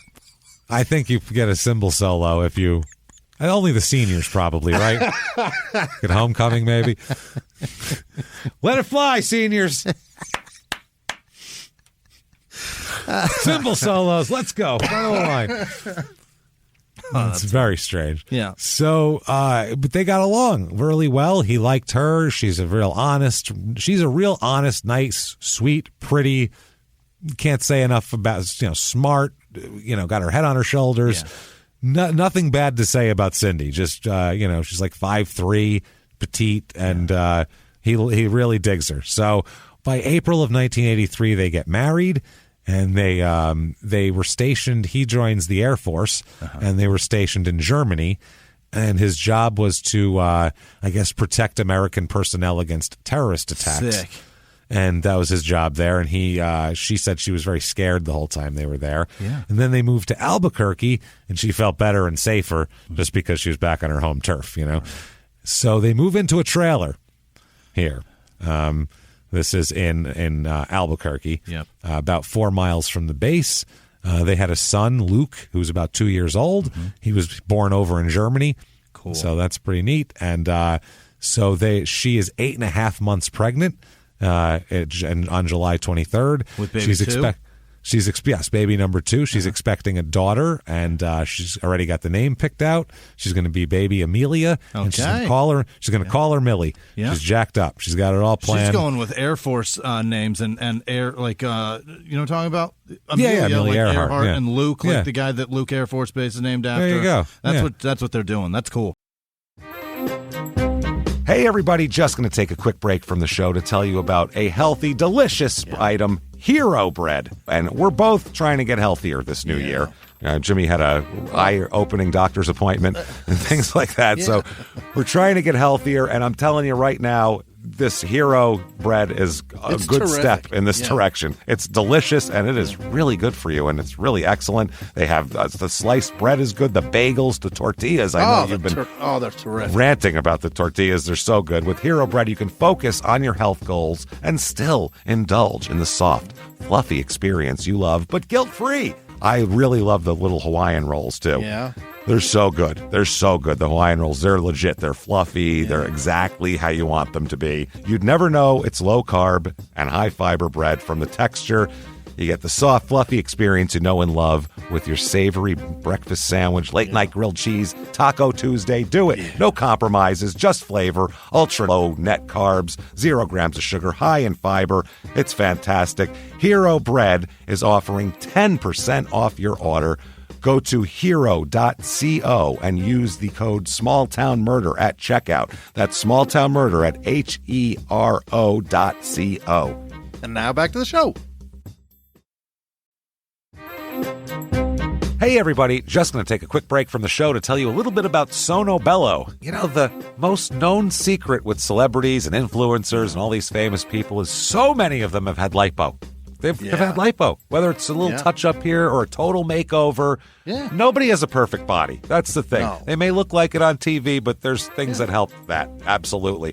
Lipo now has changed, and Sono Bello's been at the forefront with using LAL technology and getting those beautiful and natural outcomes for each person. Looking real natural. Our friends at Sono Bello are offering their best deal. You're now included in their winter savings event, but appointments are limited, so please get on this. Sono Bello doctors are masters in micro-laser fat removal, a brilliant technique that removes stubborn fat permanently wherever your problem areas are. Tummy, love handles, thighs, arms, it's gone in one comfortable visit. Eating healthy and workouts are great. Keep doing that, but if you want to lose that stubborn fat in one visit, check out Sono Bello. Save big during their winter savings event. Schedule your free consultation now at sonobello.com/smalltownmurder. That's sonobello.com/smalltownmurder. Now back to the show. That's her jam. Yeah. So she would visit the Kirtland ambulatory. I wanted to say Kirkland, like the Costco brand. It wouldn't come out as Kirtland. Kirtland Ambulatory Care Clinic. She'd go once a month. Mm-hmm. So when she got there, just to check on the baby, she was very healthy. She didn't drink. She's a devout Mormon as well, her and her husband. So they're as straight arrow as it goes. When she gets a checkup later on, like they have her take a couple of sips of a soda, of a Coke, so it'll stimulate the fetus because she never has caffeine. So Really? it's fucking interesting, yeah, to get the baby, moving bouncing. around, to get a good look at him there. So they jack him up with baby meth. A little bit of Coke. Yeah, that's what they do. Just get a little bump in him. That's all he needs. So they're doing great, though. Thursday, July 23rd of 1987 is her last appointment. She is scheduled her prenatal checkups always for her husband's day off. He said, I always try to go with her, but then they changed my shift. So he couldn't make the July 23rd one, that appointment. He bicycled to work that day. By the way, July 23rd, swelteringly hot day that day. Like it's record heat. It's the fucking there. desert of Albuquerque, and he's on a bicycle. It's humid, too, there, they said God. that day. It's just nasty. He bicycles to work so he can leave her the Chevy Blazer so she can go pick up her Tupperware, because she sells Tupperware. Remember when that was a thing in the 80s? Yeah. Somebody's mom would bring Tupperware over to your house and just sell it to you. It was the weirdest shit in the world. Now you just, I need containers. I'll just order them. Back then it was like, I got to call Margie again because I need some more of those things that find burp out when you. the party is. Yeah, I'm going to have to, I got to put this away. Where's Margie's number? This is rough. We've just been throwing shit out because we don't have any Tupperware. She was holding Tupperware parties left and right. Yeah. And then they do the orders, and she needed to fulfill some of the orders and drop some Tupperware off here. She planned to pick up items that people had ordered, drop them off. She drops the kid off, the 2-year-old Luke, with the babysitter, and goes to the clinic. Now, she always wears her garments. Yeah. She's Mormon. She wears the garments. If you're not from America, if Americans kind of know some stuff about Mormons. Not a lot. Yeah. No, but I mean, even from certain South Park episodes, they know enough to where, not saying that that's accurate, but they know about garments. Are you telling us now, James, that South Park is your encyclopedia? No. I'm trying to say they have a lot of things about Mormons. That's Everything what James knows about the world, he learned from cartoons, you guys. Cartoons, only cartoons. No, that got me though. Like I'm trying to think of like a pop culture Mormon thing, and there's like that, and then there's all the ones where they have 7 wives. So there's really, and when you find out about them, we hear it from people like me and you, like people that are not Mormon. You know what I mean? But if you ask a Mormon for clarification or confirmation about this shit, they want to talk nothing about it. It's like you asked them about their lace thong. It's a long sleeve fucking weird thing. Tell me about it. I'm fascinated. Well, yeah, it's supposed to protect you from all sorts of harm. Bullets, bullets, stabbings, fire, fire. Right. Financial it's like an underwear, ruin. Shirt deal, everything. If you wear these protect you in the Mormon religion. So she always wears them. Yeah. But she did not wear. She'd received them after her wedding ceremony. That's where she was given her garments. Like it's serious shit here, and. She said that she was in a hurry to leave, and she just stuffed them in her purse because she didn't put them on, because she also at the hospital is just kind of... now I got to take these off for you to do my checkup, right? And she didn't want to talk about it either because, that people might ask her about it. She wasn't into that. So she parks the car, the Blazer, near the clinic door, goes inside, gets her, here's the heart, here's the whole deal, doing a prenatal check. She's very happy. She's due to give birth in 2 weeks, but she's tired. Her iron is low, and she's, not doing too well. So that's when she has a little bit of Coke. She takes a few sips of Coke to stimulate the fetus and all that sort of shit. She had a fetal monitor on her because she was having some problems. It was held on by like a pink belt there, kind of around her waist, around her stomach. And, all of that shit. She had a midwife. She was all ready to go. Now, outside the clinic, while this is going on, Darcy Pierce pulls into the next parking lot. She has a dirty, shitty old Volkswagen Beetle. Hell yeah. She parks next to this. It's a cherry red Chevy Blazer that's pretty new. Yeah. She parks her shitty old Beetle next to it, and very hot. She's in a big white maternity house coat with blue vertical stripes. That a big, great. giant, hot. Yeah, real hot for Darcy here. And, it makes her, she's got a big stomach, it looks like, and looks like everyone thinks she's got an overdue baby. So, Darcy, after going in there, they say, well, we're going to induce your pregnancy. She has an appointment now at 5 p.m. to go to the University of New Mexico Hospital, and they're going to induce labor. Okay. So Cindy is ready to go. Yeah. With this prenatal check, she's going in there. That's what happened with my first daughter, too. Really? She was due like the next week. We went in for a checkup, and they were like, oh, no, we're doing this now. Wow. Blood pressure issue. Basically, it was like my ex was like, yeah. well, we got to do this or you're going to have a stroke and die. So let's do this. So they ended up doing this. Yeah, that's a good time. Yeah, my daughter was born in the neonatal unit of the hospital of like the scary as fuck you never want to go there unit. It was scary. It wasn't good at all. Your first baby is supposed to be like a happy moment, and you're like, no. We were terrified. PTSD from it. Terrified. It was absolutely terrifying. They were like, oh yeah, her and the baby could die. It was like, oh my God, what the fuck? Thank you. Yeah, great. This is horrible. Nothing fun of, oh, you're ready to go. I got the bags packed. Let's get in the car. None of that shit. It was just get in the back seat and I'll drive careful. Yeah, it was. I'm not going to be at work today because they all might die. I'm sorry. I have to go. It was a disaster. So anyway, they're supposed to go there, and now everything is ready to go. She's got her nursery. Everything's going. Now outside the clinic, while they're deciding all this, Darcy gets out of her car. And a witness said that they saw Darcy outside the Air Force Base clinic walking around. And this person, Edmund Goodsill, said, quote, the only person I saw was a woman. She was not too far from the clinic's door and walking back and forth.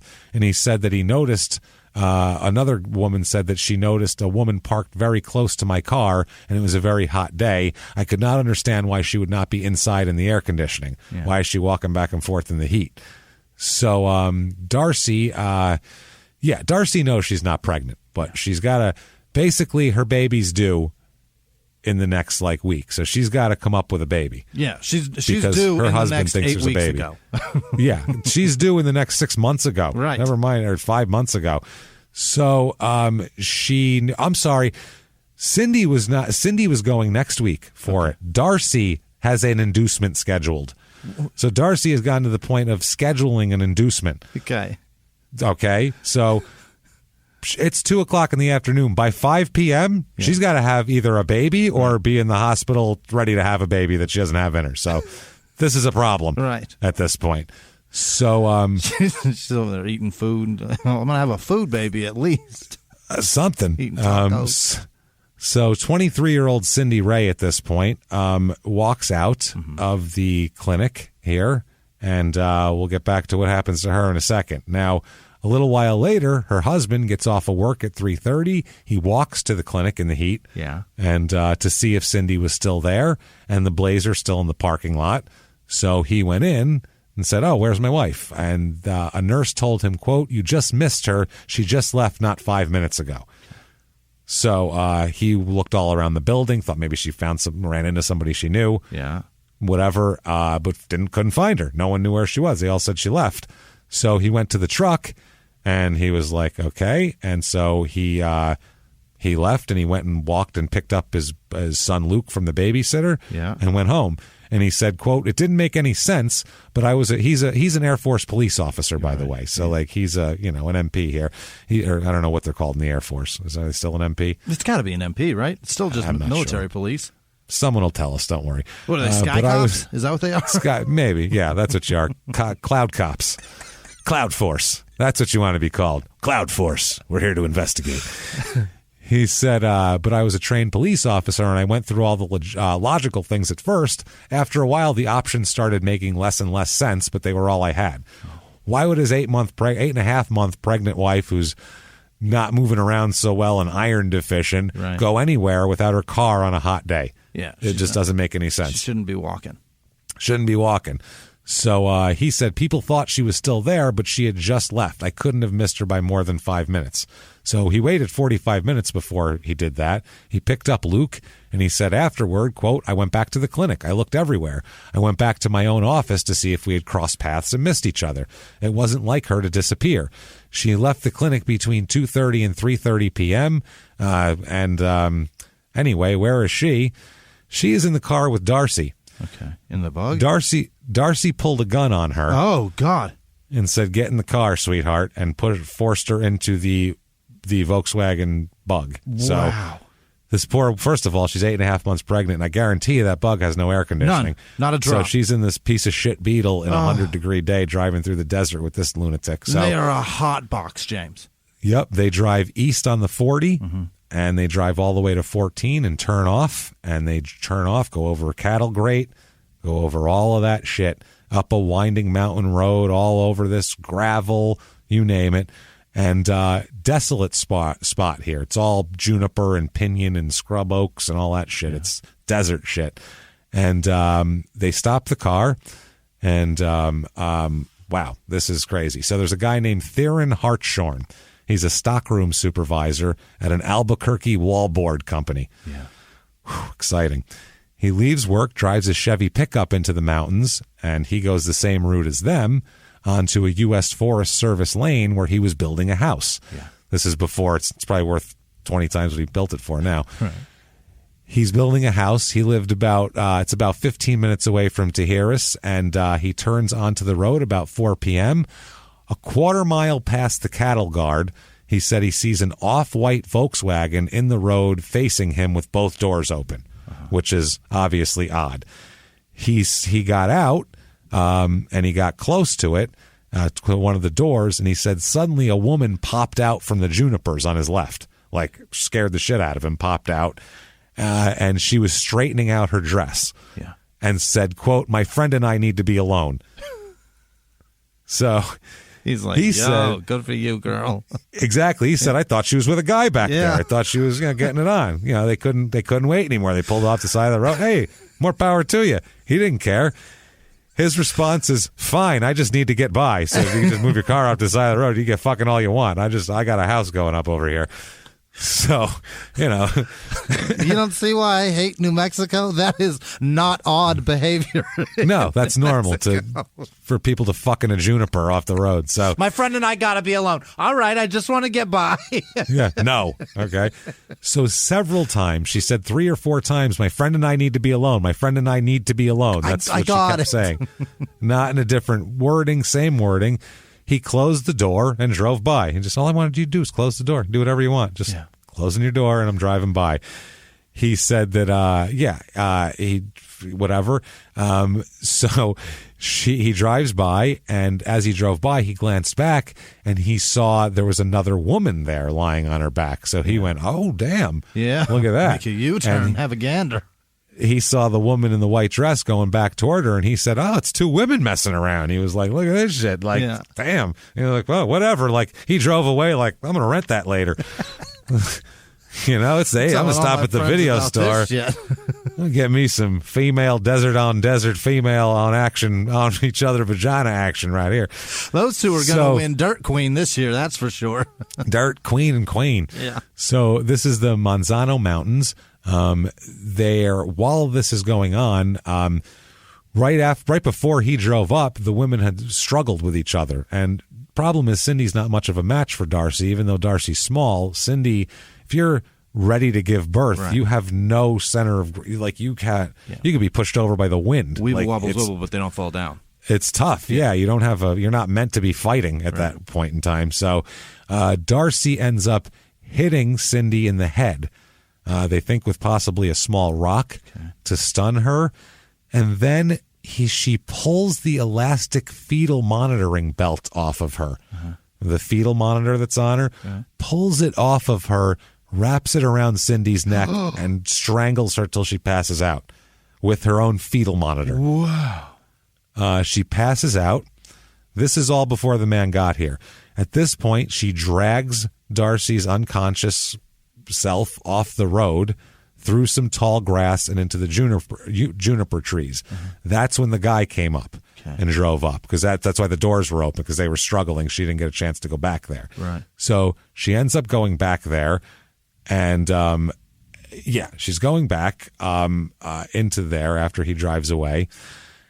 This is rough if everybody wants to, might want to fast forward 30 seconds if you don't like rough stuff here. So she takes Darcy's Chevy Blazer key and uses it to make a 5.5-inch incision. Get out of my life. Holy shit. Darcy's alive. Oh, she's just unconscious. My. She's unconscious during this, but she's alive. Uses a Chevy Blazer key to cut a 5.5-inch incision and reaches inside and pulls the baby out. Out of a 5.5-inch. Oh, boy. Just reached right in, pulled the baby out. Then she chewed the umbilical cord. Oh, boy. To be able to do that. Good grief. Pulled the umbilical, does all that, names her, quote, her new baby, Amanda Michelle, and walks away and leaves Cindy to bleed to death in the juniper bushes. Good Christ. Just leaves her behind. That is the most ill-prepared C-section ever. I've never, I mean, it's an inch and a half deep. Oh, boy. And they said it was, when they found her, they said it was made by a blunt cutting edge. And it turns out it was a key. Inch and a half deep, and they said it was right in the right spot. I mean, she knew exactly where to do it. I don't know if she looked it up or whatever. This is horrible, but the baby is okay right now. Surviving. Yeah. The baby's okay. Like, the baby is doing all right. Darcy takes the baby, gets back in the Beetle, leaves poor fucking Cindy. Poor Cindy. I don't know how much you can't say poor enough with this poor woman. And she ends up where? At the Acura dealership that she was at 10 days ago. That's where she drives to. It's 25 miles away on the northwest part of Albuquerque, totally across the city. But she just had a baby. Yeah. This is what she says. She pops up. Rob Moore, the guy that she met last time, is there. And somebody ran in and said, quote, "There's a lady in the parking lot who's having a baby." And Rob, she's asking for you, he said, because she knew Rob. So Rob goes out. What the fuck do I know about this? And he sees an off-white Volkswagen with a woman at the wheel clutching a newborn baby wrapped in a blood-stained dress, white with blue stripes. She's sweat-soaked and looks distraught, he said. She said, quote, "I delivered my own baby." That's her quote to him. She said she was driving on I-25 between Santa Fe and Albuquerque and just given birth on the side of the road and bit the umbilical cord off. Oh, God. And baby still had blood and mucus and all that stuff that they clean off of them. Yeah. They don't just give it to you. They gotta suck stuff out. And they give off it a whole bunch bath. Of shit. Yeah. Moore checked the sales log to see, how do I know this person? And that's when he saw that they'd been in the previous week looking at a car they couldn't afford. Right. So that's what you want to get right before you have a baby. He said she looked pregnant. She said she was due in a week. So this all seemed, hey, this is fair.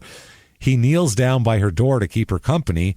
She asks him, there's a toy 9mm Ruger in the back seat. Can you take that? And it's on the rear floorboard. Can you put it in my mat pocket for me there in the back of the seat? It's just rolling around loose. It was a fake gun. Oh, she took Cindy with a fake fucking gun. It was a toy. Cindy doesn't know. She doesn't know it's a toy. She sees a gun. She's pregnant. She's scared. She's trying to protect her baby. She'll do anything to do that. She's not going to question, is that real? Unbelievable. So she tells him, "Can you call my husband for me?" And, whatever. meet me at the hospital. She said, will you ride with me to the hospital so, I can hold the baby and you can drive? So the salesman drove her to the hospital where her husband is waiting, excited as shit. Hey, the baby's here. Look at that. 14 months. This kid better be huge. This kid better be 6'2" by now. He's been in there a long time. So the time of birth was logged as 4:45 p.m., which is the time of that she got to the hospital. And the other sales guy said that Darcy told us she was on the road to Santa Fe. She told us that her and her husband had argued that she was running away from home. Oh, and that she was running away from home. That was her plan. She was going to Santa Fe, but she only had $4, and she turned around. She said on the way back, she felt labor pains and pulled over and just had the baby on a dirt embankment, like you do. Yeah. Like most people do. She said she seemed flustered, but I mean, if she just had a baby on the side of the road, that's you'd be a little out of it, You're bleeding, you're probably blood loss in there and everything else. The paramedics come and they take her. They don't, drive her there. Mm-hmm. She refuses to let anybody hold the baby. The paramedics arrive, and they had a hard time wrestling the baby away from her, basically, to check the baby over. She said the little girl was awake but didn't make a sound. That's what the baby, that's what Rob Moore says. She was bluish and waxy. Her mouth was filled with blood and mucus. He said he helped her clear it out before the paramedics got there, and he said, quote, she pinked up right away. Yeah. She pinked up right away. I put her in a new Integra. I said, what do I have to do? You're looking healthy, sweetheart. Don't worry about it. What do I have to do to get you in a new Integra before that umbilical cord falls off? What do you say? What do you got? What do you think? I'm going to... I think that was the only car that Acura sold at the time, right? Was it? No, they had the Legend too. Yeah, and the Legend. That was the higher end one. Was the Legend that was more expensive? The Integra was like the sporty one. So, so they do all of this shit. She explains the whole deal. They go to the hospital. They said that the baby's umbilical cord looked frayed. Yeah, because she said she chewed it off. Right. So now they're still looking for... That would mean, James, that she either tucked the rest up or like grabbed a hold of it and yanked the sack Pulled out. it right out. That's gross. I don't know, but I mean, they're not going to ask her. So what's going on downstairs? They're car salesmen. Yes, so what's going on down there? What do you got? But Pieces hanging out still, or what? The doctor's going to say, "I'm How's sorry, that taint ma'am, doing? But we got to have a look at that." Yeah, you didn't rip your taint, did you? Like you're not going to. I assume you're still trying to sell cars. Give yourself an episiotomy with the VW key. Jesus, I think you did. So it's 6:30 p.m. Yeah. While all this is going on. Sam Ray. It's confusing because Ray is Darcy's husband's name and Cindy's last name is Ray. Right. Her husband is Sam Ray. So Sam is looking for Cindy. At 6:30, he finally reports her absence to base security. He says, fuck it. He said, I came directly home after and I reported it. They told me that the best place for me to be was home. I barely got home before people from the church were helping and offering moral support. Yeah. So at this point, any local Mormon in the area has come together and they are making phone calls. Yeah. They're combing the streets. Mm-hmm. I mean, they really mobilized themselves. The bishop called and others called every hospital in Albuquerque. They alerted hospital staff to watch out for either an injured pregnant woman or a premature baby. And finally, he said he tried to sleep at one point, Ray, because he couldn't find her, didn't know what else to do.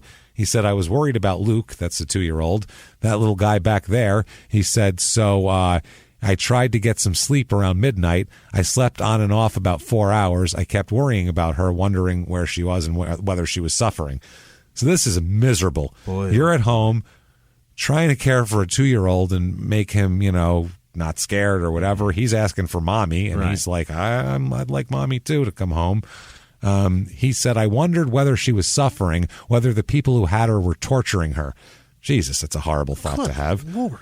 Well, I guess if you're trained in police, you know that's out there too, trained in police work. He said, I told him mommy might not be coming home. Jesus Christ, that's a little, I would wait till the next day to tell the kid that, but I mean, I don't know. I'm not like, but this guy sounds like he's a real, he's a man. I would wait till the next day. He's just straight. He's a straight arrow, this Ray. Sam, I'm sorry. So Darcy and Ray back at the hospital, Darcy and her husband, she's exhausted but excited. Darcy notices her necklace had broken and the Krugerrand was missing. Yeah. So he slipped the chain off her neck and was like, "Oh, your chain's broken. Your Krugerrand's missing. That's weird." She said, "I must have done it while I was delivering a baby." You know how that goes. You ever delivered a baby? Fucking Ray? Come on, Ray. Get your shit together. She wanted the baby checked over by the hospital, but she refused to be examined herself. She said she was fine. There was blood and mud from her thighs to her feet, and the doctors were worried about her bleeding, obviously. Right. And but she said they said she was angry and very short with them and wouldn't let them near her. Yeah. She wanted to sign a waiver, get a birth certificate, and be the fuck gone. Okay. But her husband Ray, worried about her, wouldn't let her do it. Wouldn't let her do it. Said no. Insisted that she's going to be examined. She's going to be examined. She tells several different stories, by the way. She tells them that she had the baby on the side of the road. Then they examine her and they say, "You haven't had a fucking baby at all. Right. What are you talking about? You're fine. You kind of got to take a dump. Maybe you had Carl's Jr. tonight or something, but other than that, you're fine." She said, "Okay, fine. I got the baby from a surrogate mother, a woman that I met at an abortion clinic in Portland, and I paid her $10,000 for a baby." So that's what she says. Those are two entirely different stories. Very different stories. Then she has another thing now. Yeah. She said she had she picked the baby up from a midwife in Santa Fe, whom she paid $2,000 for the baby. She said she was unable to provide a name or any details of the location or the person she bought the baby from, but rest assured, I bought the baby. Okay. And she said she got the money from a trust fund. They said, "Where'd that come from?" She had no answer for that. Yeah. Who gave you a trust fund? Your dad runs a fucking forklift at night, and your fat, ugly mother makes wedding cakes. What the fuck? The other point is, no offense, that's her, not us. Right. So. You can't afford an Acura. How are you going to afford a child? That's the problem. They're so much more expensive. Yeah, well, she's got this trust fund, so kicking. She said that she received word from an employee who worked at the clinic that Cindy Ray had disappeared after her appointment.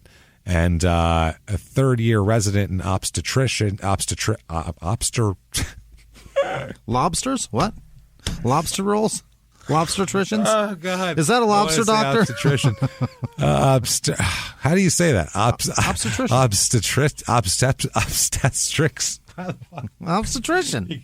Yeah, but that's not it. The field is obstetrics or something. Oh, is that? I don't know. I've never said that word before in my life, and my mouth just went into like, if you said, "Say these Chinese words," I'd be like, I don't know how to. My mouth can't make those sounds. Yeah. It's very strange. So, anyway, she called police, and Pierce denied knowing anything about the missing woman at all at first, okay? This is the crazy thing here. Dr. Susan Graham, the chief resident, she said that Pierce looked like a woman who was about 20 weeks pregnant with a, quote, nice little bulge, but it was not a uterus, it was soft. So she had a little bit of a gut. Yeah. So then finally she said, fine. A nice little bulge. Yeah.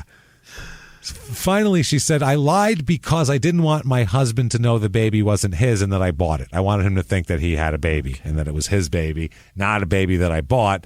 So he said that she said she went to the midwife. Midwife splashed blood all over my legs. You know how they do. That's part of the whole thing is they splash blood on your legs. Yeah, it's like part of that. You get some blood, do all that.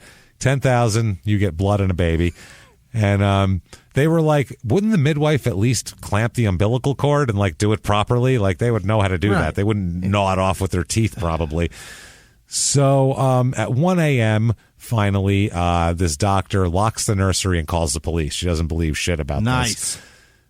Police, nurses, and doctors swarm all around. Darcy's all calm. So finally, all these cops are here. And at this point, it's, it's getting really hard to believe anything she says. Yeah. And every question they ask her, she has no answer for it. She doesn't know where she got money from. She doesn't know anything about the midwife. She doesn't know where she got a baby. She just got it from a lady who splashed blood on her for a It's crazy.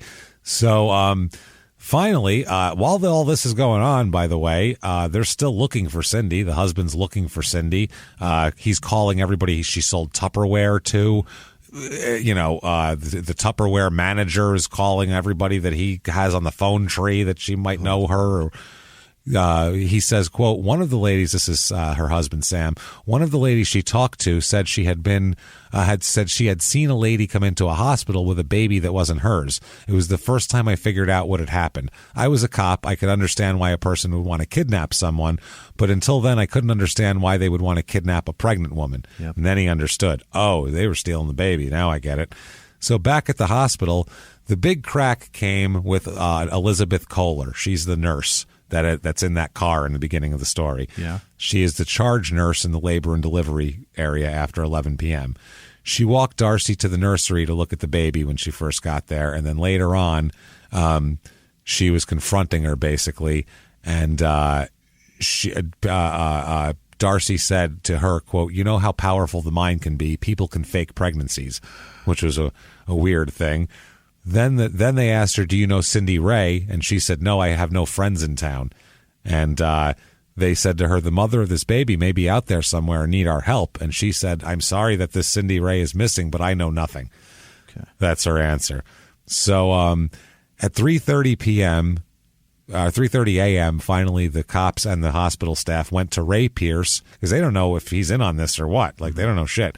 They went to Ray and told him that the baby's not his baby. And they said they could tell in the 5 minutes they were talking to him that he 1,000% believed his wife was pregnant and had nothing to do with this. Like, he believed it lock, stock, and barrel.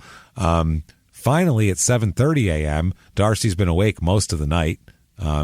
She's been up, she barely nodded off here and there. They take her into a hospital conference room filled with detectives now. So now they say, tell me the story again. So she tells the story about the surrogate mother. They question her. She's angry. She says, it's my baby. I paid for it at one point, which is a hilarious, I don't know. I know it's terrible at this point, hilarious. But for someone to get up and shout, it's my baby, I paid for it, is just funny. So at about 10 a.m. the next morning, in a side room away from police, Nurse Kohler brings the baby again to Darcy. This is like a strategy. Bring the baby to Darcy and see what happens. Darcy, I wouldn't let her hold it at this point. No, I don't want to touch it. Yeah. Darcy cradles the baby and all this sort of shit, and she says to Kohler, quote, I feel like a real person for the first time in my life. This baby is going to live its entire life with me. That's what she says. She started telling Kohler about that she was adopted and she never felt part of her family, and now she's going to make this baby feel part of her family. And Kohler said, do you want the same thing to happen to this baby? How do you think this baby's mother would feel? And there was no answer from Darcy. Mm-hmm. And then Kohler says, do you have any idea where this baby's mother might be? And she took a pause. And then Darcy says, quote, maybe something terrible has happened, but I can't bring it up. So at that point, Darcy hands the baby to another nurse and asks her to, quote, take it away from me. Take this baby away. She breaks down and cries and says, quote, I've done something horribly wrong. Yeah. I'm afraid maybe something is wrong with the woman. Afraid, maybe? You think? You opened her with a GM key, you fucking jerk. She says, quote, Elizabeth, I killed her. My mother is going to hate me. Okay. That's what she says. Right. Not I feel terrible for her. My mother's going to hate me. Not what have I done? This poor woman, this poor baby, this poor family. My mother's going to hate me. The woman I call fat for my whole life. Right.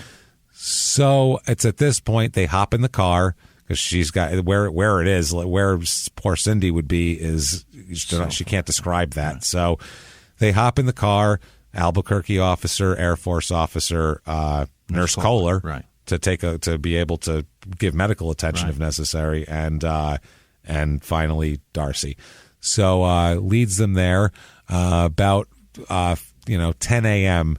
At 11 a.m. they cross the cattle guard, and it's at this point once she tells them to stop, she starts crying and she says, quote, I killed her, I took the baby, God, I hope she's not dead. And points to a tree and said, there she is. She's over there. Oh, boy. Then she screams, get me out of here. Please kill me. Please kill me. No. And she's begging them to kill her. So they find Cindy partially covered by her white blouse and her blue maternity pants there. Her keys are in the tall grass by her body. Police believe she was strangled, like we said, and she'll admit it later, strangled with the monitor belt. It's a soft pink color too, which doesn't seem like anything should be strangled. Should be that color. They said that it was remarkable that they pierced the abdominal wall below the navel with this key, and they were shocked that this happened. But the amount of blood pooling there, that's what kept the baby alive, because the amount of blood pooled and kept the baby alive and didn't until the cord was cut. So it was crazy. It's fucking nuts. So anyway, we'll move on from that. The police moved her body at that point. That's when they found the Krugerrand under there. Now they had even more evidence in addition to the confession. So she's saying that she killed her. She said that she used a model gun. She said it looked really real and it fooled her. I got her into the car with it. So by 5:30 p.m., the baby is released from the hospital, perfectly healthy, raring to go, and given to her real father, Sam Ray. Yeah. And he calls her Amelia and puts that on her birth certificate. And she's 6 pounds, 8 ounces, very healthy, except for a little tiny scratch on her head. Yeah. God, who knows where that came from. All she went through, that's incredible. Incredible. And Sam is a remarkable guy, by the way. He really is. When you hear some of the things he says, this man is he's a guy, I don't even know how to put it. He's a way better human being than I am, put it that way. Yeah. Way better human being. He says, quote, "My only request that if she was going, let her go quickly and painlessly, and if not, let us find her." I think both requests were answered. So, because she was unconscious, and they don't think she ever regained consciousness. They think that she bled to death while she was unconscious. So, silver lining it all, Jesus. And and Sam says to him, even though his wife is gone, he loved his wife more than anything. He says that the baby even looks like the mother. Right. And he says, quote, "She was born under a tree up in the desert. By all medical standards, she shouldn't have lived. It's a medical miracle." So she was like, this is... He looked at this as a miracle. Tree. Born under a tree in the desert is more cleanly than a manger. But he's sugarcoating the shit out. She was opened with a fucking key. She was delivered with teeth and a key. That's crazy that she's alive. That's why he's a remarkable man. What a Sam sweetheart! That's why he's an amazing person who has an outlook on the world that I envy, and I just don't know how a person can do that. He trimmed the fat out of that story more than any comic could ever. Oh man, right out of the joke. That is unbelievable. He's got it down to like 3 words, and it's hilarious somehow. So that's a great comic. Dr. Frank Witter, who's an associate professor of maternal and fetal medicine at Johns Hopkins University, so he knows his baby shit. Yeah. In other words, / knows his baby shit, basically, is what that means. It's a real Dr. Spock. He said it's, quote, "miraculous." He said, "This may be a unique case. I can't think of a report of a similar kind of thing occurring, or a woman went out this way to obtain a child. It's incredible." And the child lived. He's just amazed by it. All the doctors are amazed that this child is healthy, that it wasn't, that she actually did this. Dr. Marianne Bartusis, a psychiatrist, says, quote, "It's incredible. A person who exhibits behavior as unusual and bizarre as this must be out of touch with reality." That's the initial thing. So the autopsy report shows that she died from strangulation and blood loss, and that she suffered when the baby was taken, obviously. They conducted blood tests to help determine that the baby was hers and everything like that. So all that evidence is there. And they have a press conference. At the press conference, they also the press asked, "Do these people know each other? Right. Did she like stalk this woman was she like BTK? Right. Was she like And they said no. She just randomly walked out of the door. She was the first most pregnant woman she could find. She grabbed her, threw her in the car, said, "I'm going to yank that out of you." Oh. It was like that was the plan. Not much of a plan. They said that the couples didn't even know each other. They both were in the Air Force, but they didn't know each other. Yeah. It's a big fucking branch. You know what I mean? Wow. She probably walked out and she just said something in passing like, "How far along are you?" And she excitedly likely said, "Oh, I'm giving birth next week." Yeah. And she said, "Get in the fucking car. Get in." That's wild. Goddamn. If only there were cameras there, too. might have known that. So they lived in different areas of the city.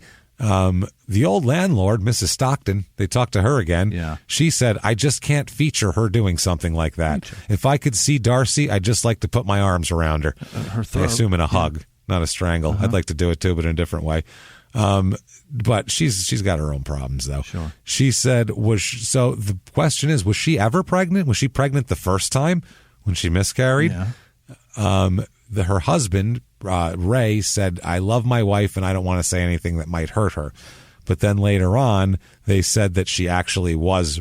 She had, may have been, she said that he thinks that she did. He said, quote, they did a suction dilation and a cutter. What is this? Oh, curettage. They removed a fetus, but the baby was dead. Good so Lord. she had a miscarriage. That's so the most disgusting terms I've ever heard.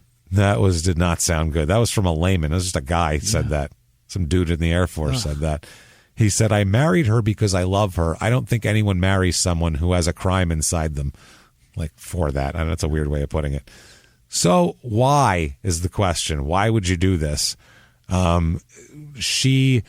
24 hours after this whole thing, she gives a full confession. They take her in, taped confession. Psychiatrists talked to her for hours as well to figure out what the hell's going on with her. One part of her, they found that one part of her thought she was pregnant, and another part covered up the fact that she wasn't. Basically, half of her brain was like, "I'm pregnant," and forced her. The brain does do weird shit. You can like make yourself think you're pregnant, but then the other half was like, let's ignore the fact that this isn't reality. One of those deals. They said that under hypnosis, which, by the way, all right. The hypnosis is if the person, like, we'll use Kenny Bianchi as a great example of this, one of the Hillside Stranglers. Kenny Bianchi had studied hypnosis and knew a lot about hypnosis and read a lot of books about hypnosis and knew that if he didn't want to be hypnotized, he couldn't be hypnotized. So he could act like he's hypnotized. And when he did that, for several different psychiatrists, all of a sudden, different personalities came out. Yeah. He had the bad one, the bad guy who did all the killing, and then he had little Stevie, little Billy, it was called. Little Billy was like the kid who likes to eat tuna fish sandwiches, and he's all innocent. Right. He had all these different personalities, and then he had Kenny, who was the nice guy. Right. And like when he would turn into the bad one, he would rip his filter off his cigarette, and he'd be like, "That Kenny's a pussy," he's a fucking pussy. It's hilarious. So. And like 3 psychiatrists bought that shit too. They were like, "We've got multiple personalities. It's amazing." Somebody they wanted to study it. So much fun to watch. As somebody that doesn't believe in hypnosis, I'd just be sitting there going, "This guy is a blast. This guy's crazy." Well, he knew enough to actually do a pretty convincing job. It's just when they brought in a 4th psychiatrist, what he did was he did these little tests about hypnosis. Like, is this little thing of like you draw, basically like he made a circle on his hand once he was on hypnosis, like with his finger. Yeah. And he said, every time I touch you outside of that circle, you're going to say, ouch. Yeah. But you're not going to be able to feel when I touch you in that circle. Or you say no unless it's in the circle. Every time I touch you, you say no. And then if it's in the circle, you say yes, but you won't be able to feel me touch you in the circle at all. Okay. That won't be able to feel. And so when he touched in the circle, Kenny didn't say anything. But in reality, when someone's hypnotized and you touch them, they actually do feel it and they will say yes. Yeah. So that's where he fucked up. And there was like 2 other cases like that, little things where he tested them, or hypnotized people do that. Like he said, "Oh, your lawyer is here." And a hypnotized person you can make them think that a person is there who isn't.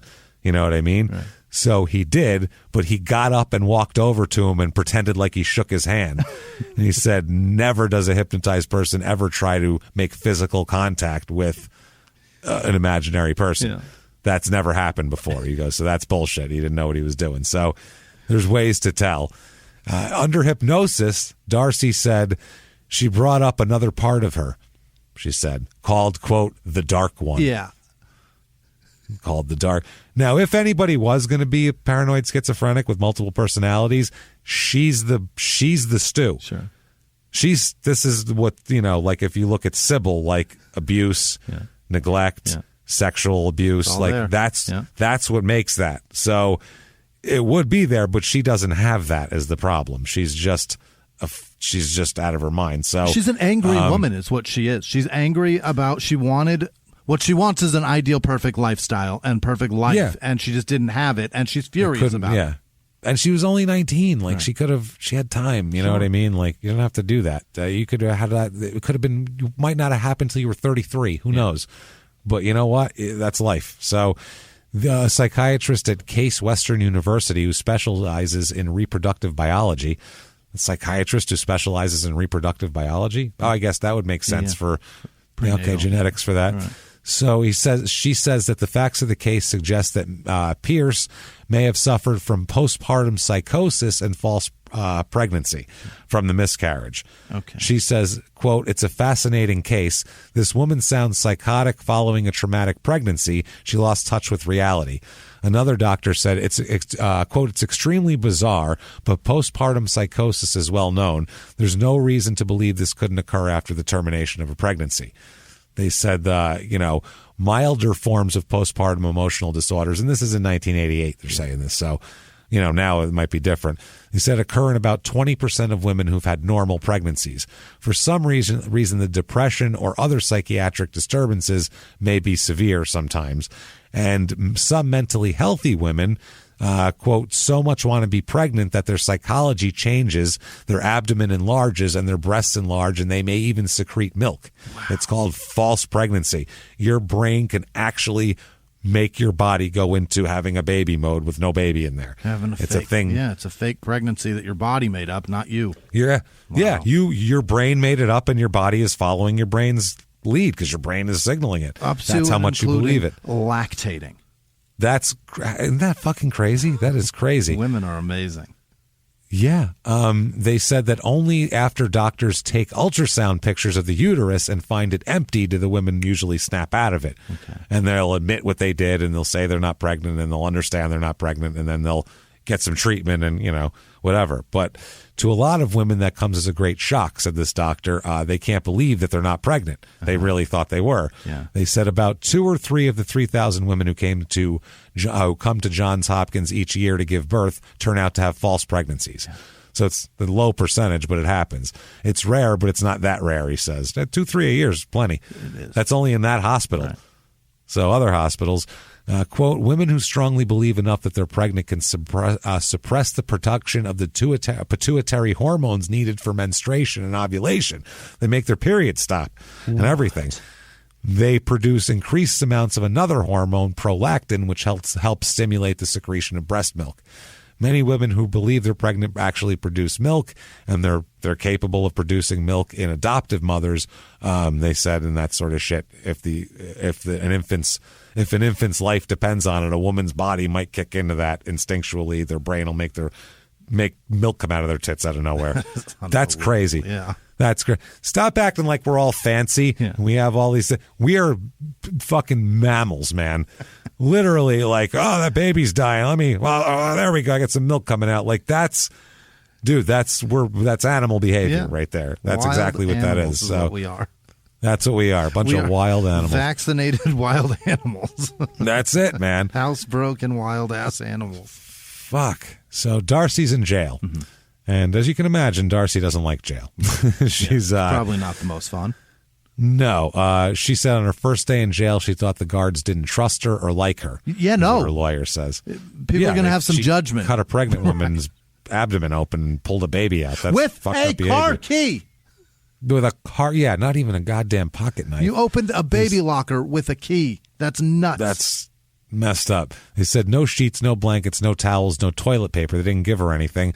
Other inmates threatened her life. Yeah. One woman attacked her, by the second day.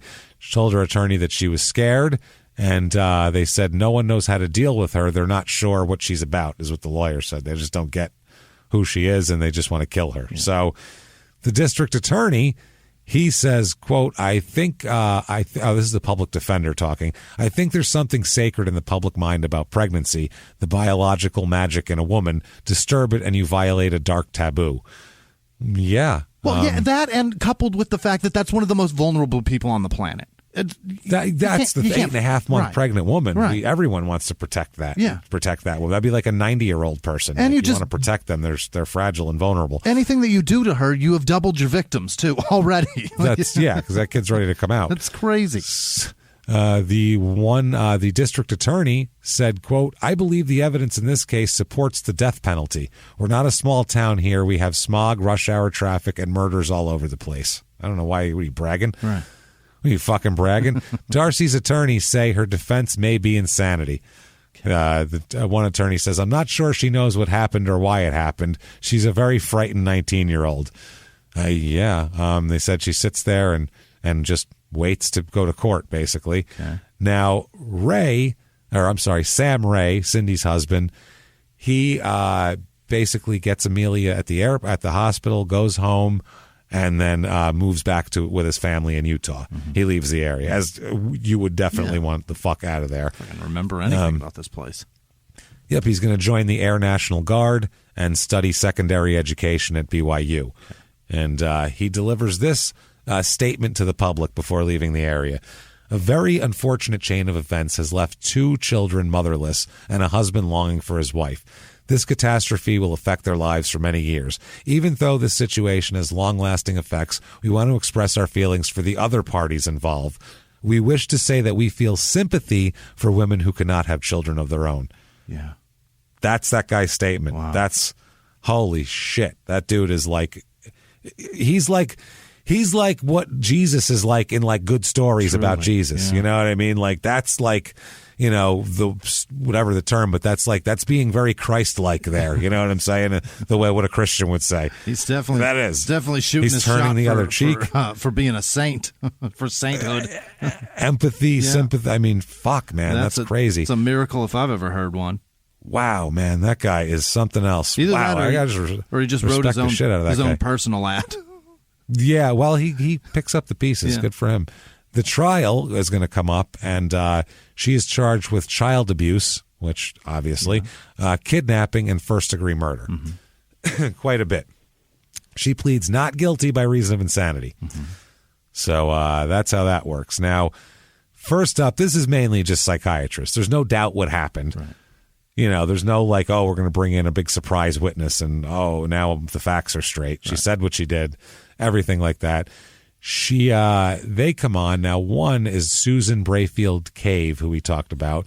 She says that Darcy Pierce, quote, is not a person with a major mental illness, but shows signs of having a mental disorder. Now, the difference in that is legal, obviously. Yeah. Major mental illness means you're less responsible criminally. Mental disorders mean you're fine, basically, in the eyes of the law. Right, because illness means you're dangerous and suffering right this second. And you can't help it. Right. Disorder almost means like you could keep it under control, but you choose not to. There you go. Like that's in legal parlance, not in reality. Disorder means possible in the future, could be. Yeah. So they admitted, the psychologist said that she administered a battery of tests to Darcy. She concluded, quote, there were some oddities in her behavior and past history that were very unusual. They don't fall into mental illness. They fall into another realm. Jesus Christ. Darcy said she experienced times when she believed she could hear a baby cry, just like hearing it. She also believed she was changing the diapers of an imaginary baby at points, too. Wow. That... She's gone. That's a different realm. That's true. A little fucking bonjour there. That's another one. This psychologist also said that she disagreed with the findings of another psychologist who said that Darcy exhibited signs of antisocial personality. She said this woman, Susan Cave, evaluates about 150 criminal suspects every year before they go to trial. Yeah. So she's not like she sees criminals. You know what I mean? That's. Like even the guy who believed Kenny Bianchi and believed his whole shit, he then went and worked in a prison for 10 years and then went, I would never believe him now. Like now that, because psychiatrists, you're taught that the whole, business or medical, whatever the fuck it is, psychiatry is built on self-reporting. Right. They ask you and you tell them what's wrong with you, and then they try to fix it. They're not there to try to call you out for being a liar about your shit. Like how does that help you? Right. You know what I mean? So the problem is when you get criminals that do that, lying helps them. Yeah. They have a reason to lie. But in your mind, why would a person lie to a doctor? Right. You know what I mean? So that's why they thought I never thought of that. Then once they get in prison, they go, criminals lie. I never knew that. Literally. The guy said, I never realized criminals lie. Yeah.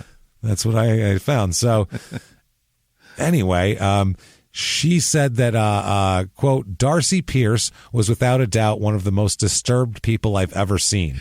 She said that Darcy said that she believed. Darcy said, look, I'm pretty sure I'm possessed by the devil. So there's that. You're going to have to worry about that. Yeah. They got that going on, so that's a problem. This psychologist said that she said, quote, when she said that she was possessed, she added that if that part of herself or that aspect, whatever you want to call it, was brought into the room, then we would all be in danger, is what she said. Yeah. So if she shows up, you don't want to meet her. I'm going to keep her under wraps for your safety. Right. You know what I'm saying? Don't you dare exercise this and get it all out in the open, because then we're all in a world of hurt. Yeah, she said, the psychologist said, that made the hair on the back of my neck stand up. And the psychologist also said she still can't comprehend this whole thing. She said, it's hard to imagine why somebody would do that, especially if you were having a warm, loving, nurturing feelings and you wanted to have a baby. That's a mental health expert that goes, I don't know what the fuck, so we can't make any sense of this. Now, they also talked about antisocial personality disorder. Maybe it was that. And other psychologists said that maybe that's what she's suffering from there. That's possible because there was, they said a psychiatrist called by the prosecutor said that she had antisocial personality disorder. 5 other expert witnesses didn't, but 4 of them said she had features of it. So there was that. They said that part of that is chronic lying and recklessness, such as fast driving, were among Pierce's characteristics cited not only by psychiatrists and psychologists, but also by just people that knew her. Those are things she does. Yeah. Lie a lot, drive fast, do that sort of shit. Is driving fast a mental disorder? No, but when you add it with lying all the time, it's a... Yeah, lying all the time is fine. There's a lot of things that are fine if you do 1 of 5, but if you do 4 of 5, then you're fucking, it's bad. No. It's one of those. So yes, driving fast is, you might just like to drive fast, but if you drive fast and you're a compulsive liar, you're leaning more toward antisocial personality disorder because you have no regard for anything, but yourself. Right. So that's what that shows. So basically, I don't know, we probably have hundreds of millions of people that fall into that category. I was just thinking about all the things that I do that are detrimental to everybody else, and I was like, oh my God, I got to talk to my doctor. No, you have a lot of empathy because the other thing is they used to misdiagnose autistic people as antisocial personality disorder for lack of empathy. Really? They didn't understand that was part of that. Yeah. Yeah, they didn't get that. So that was a problem as well. So they also cite her, Dr. Philip Resnick also cited that her alleged sexual promiscuity because it comes out from the husband that she said she had an affair with a woman while he was in basic training, and she kind of, she had some promiscuity, but with her background, that's, it's not really out of this realm of believable here. Also, she's a liar. Yes, and also they say that's all fine separately, but you add all of that with a lack of remorse for crimes, you got antisocial personality. They're saying that's the rose. If 3 petals isn't enough, all 4 have to. There it is. Bloom. They also testified that she was extremely self-centered and manipulative, but they did not link those characteristics specifically to being an antisocial personality disorder. Just some people are selfish. That's normal. That's human beingism.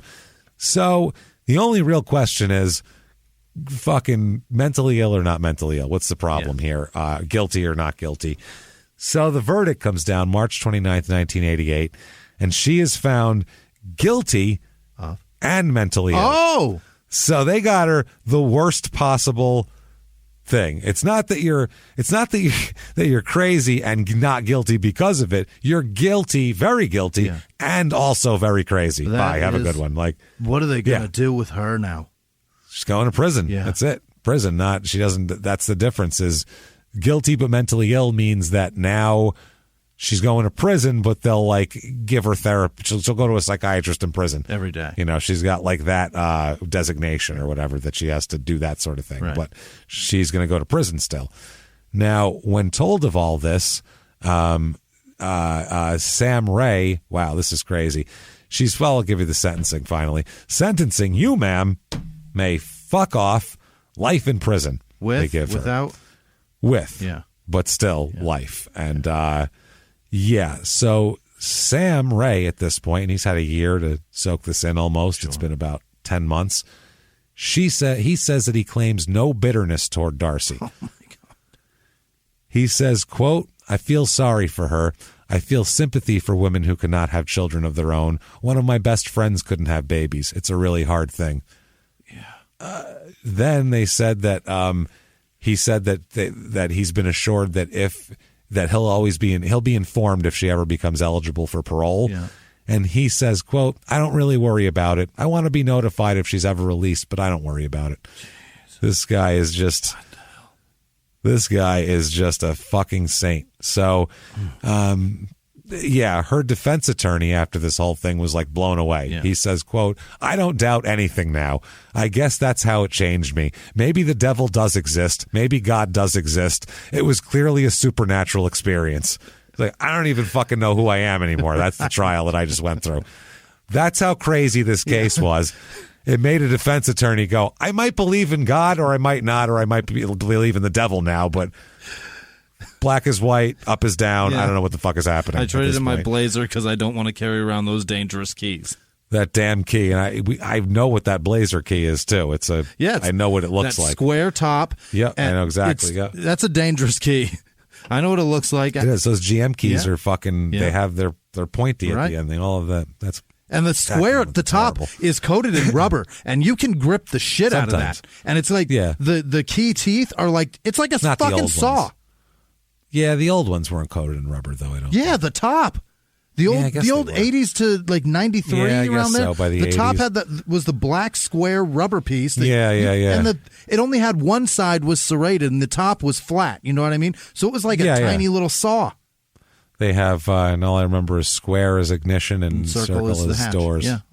Doors and hatch. So anyway, the day after the trial ends, one of the jurors talks to a newspaper. And so... A little background on this juror. Yeah. During the, juror questioning process in the beginning, the court said, quote, have you ever been treated by a psychiatrist or a psychologist for any reason?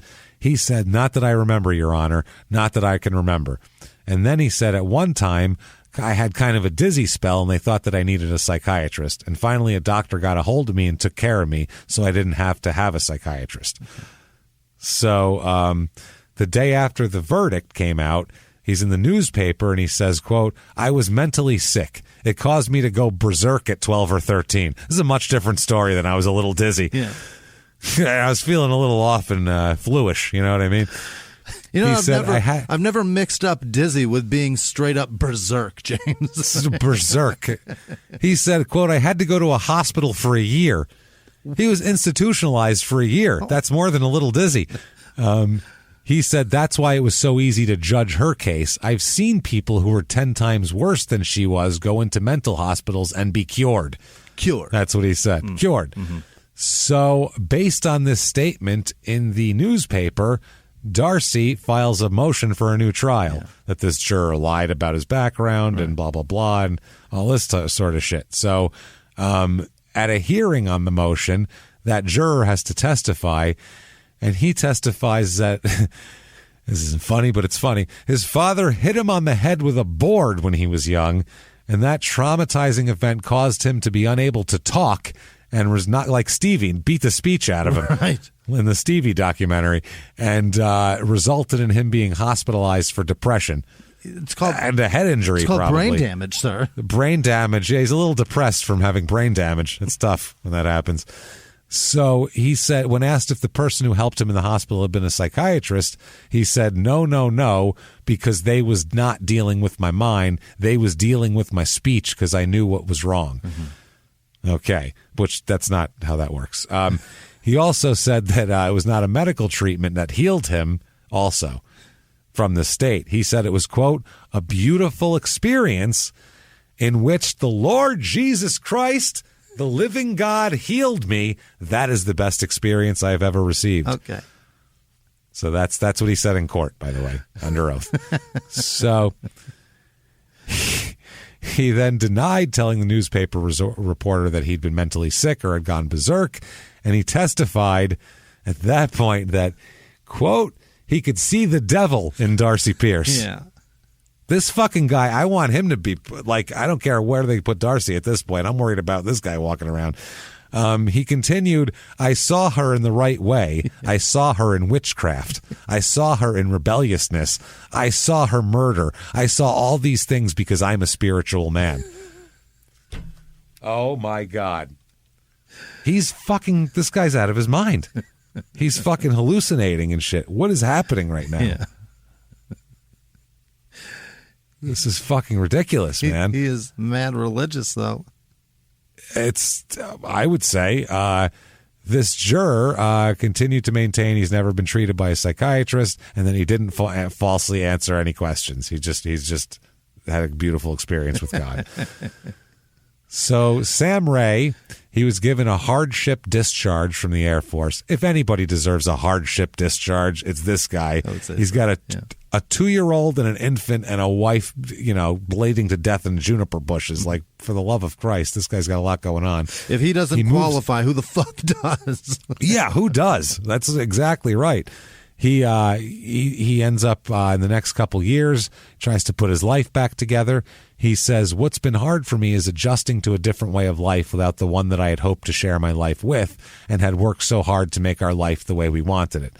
Cindy and I had done everything right. We didn't let it happen. We made it happen. It was all jerked out from under us.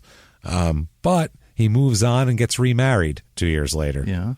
So he gets remarried. He goes to BYU. He wants to be a high school teacher and work with kids who are having problems in school, so they don't go out and cut a baby out of a woman in the future. Right. Which is, he's going to the source. That's smart. He says that he's determined not to be bitter. This is amazing. He said his adjustment to a new life was made easier by the support and kindness shown by the people around him. He said, quote, when really horrible things happen, the best comes out in people. Well, sometimes. He says you really get to cut through the facade and see that even though there are many evil things in the world, there's still a lot of good. It's up to us to find the good and deal with the bad. Well, what a nice guy.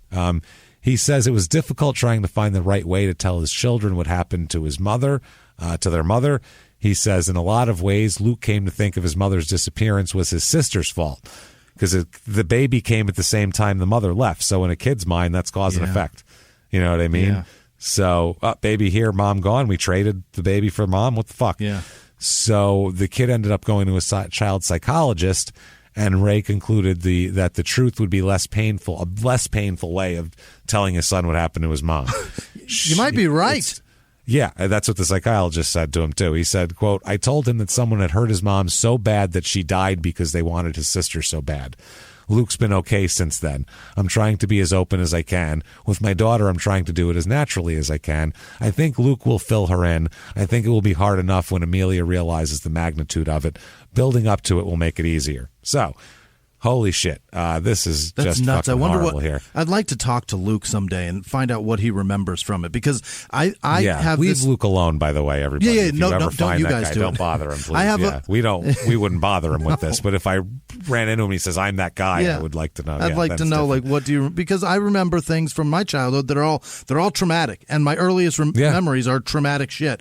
And I think that he remembers something from this. I think that your brain naturally kickstarts memories so that and it was an ongoing thing shit. too. Yeah, and it was an ongoing thing. Yeah. So that went on for years with this whole thing. So it's got to be in there. So now Darcy's mother, Cindy's mother, Darcy's mother, Cindy's mother, Vicky Giles says that she says, not a day goes by when I don't think about her and don't miss her. Just the way she was and acted, she was so special. So everybody likes her. She said she's been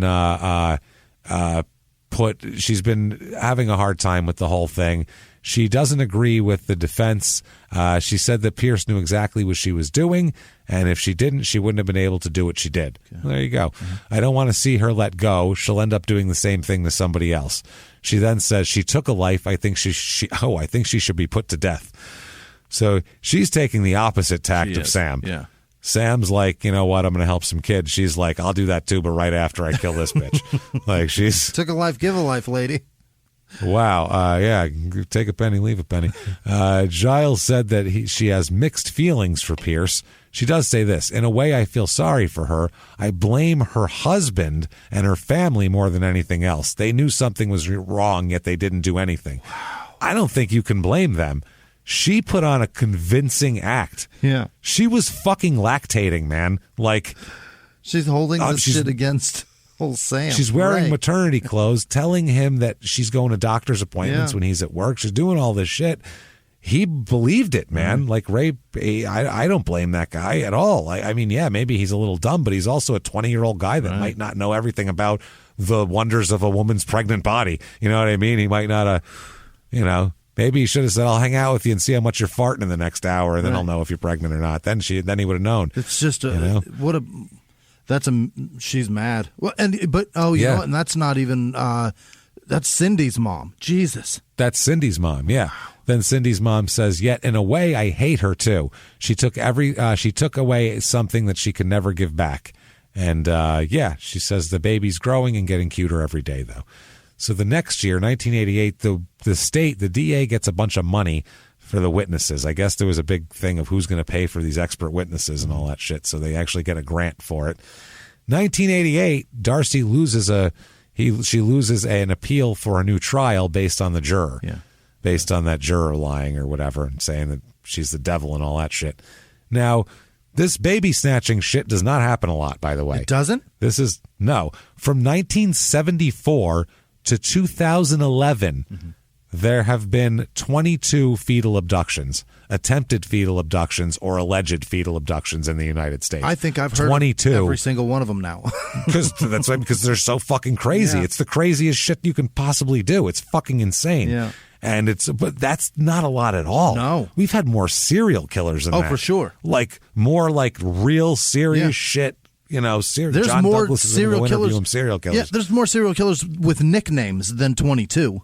Yeah, from 74 to 2011, wow. That is a fucking long time. That is 35 years. Or I'm sorry, 36 years, 37 years. How fucking long is it? That is 40 years almost, yeah. I was joking. Yes, it's 37 years, but it's crazy. It's a long time. So the first documented case of a cesarean abduction happened in 1974.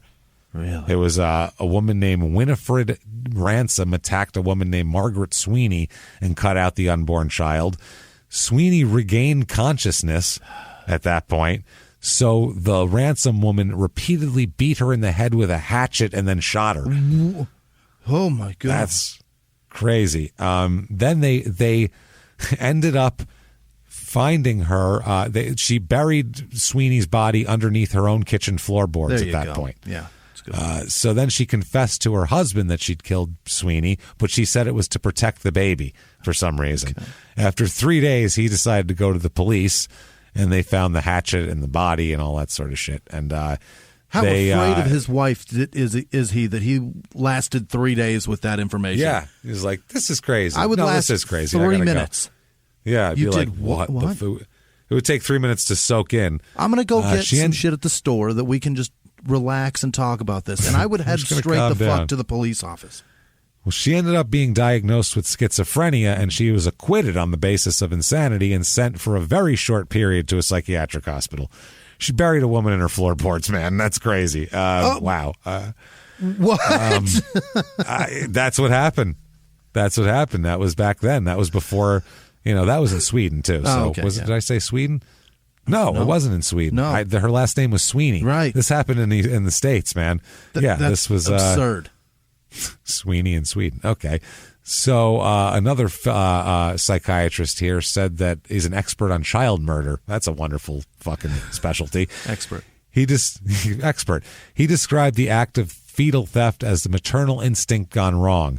He said they are typically women who can't have children or who have lost a child. Their longing to be mothers develops into a determination to get a baby, and often nowadays they'll search through online chat groups. The baby they think will complete them and make them a whole person, and it's a thing that happens, man. It's fucking wild. Another woman here, Jesus Christ. It's 1974. This is a nurse named Norma Jean Armistead wanted to please her married boyfriend, who was married and had a family. He threatened to leave her. She thought that he'd stay if she had a baby. So problem is she had already had a hysterectomy. So that's a problem. No.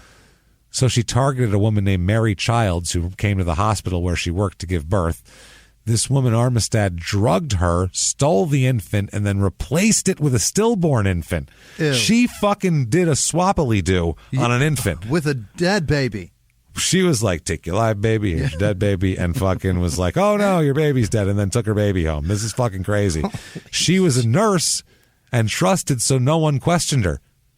Oh my God. No one questioned her. However, it ended up that the guy who she was doing it for wanted a boy, and this was a girl. So all that work. She for did nothing. it again. She tried to do it again. She got away with that. She didn't get caught for that. She did it again. This time she checked herself she and a new baby into the hospital, but the doctor found no evidence she'd given birth. She did that whole thing. And police linked her to the murder, and then it all went from there. So she even faked a medical record of her pregnancy 9 months earlier and then used hospital files to find her next victim. She's fucking out there. Wow. Anyway, July 95, Darcy sees her biological mom again in prison.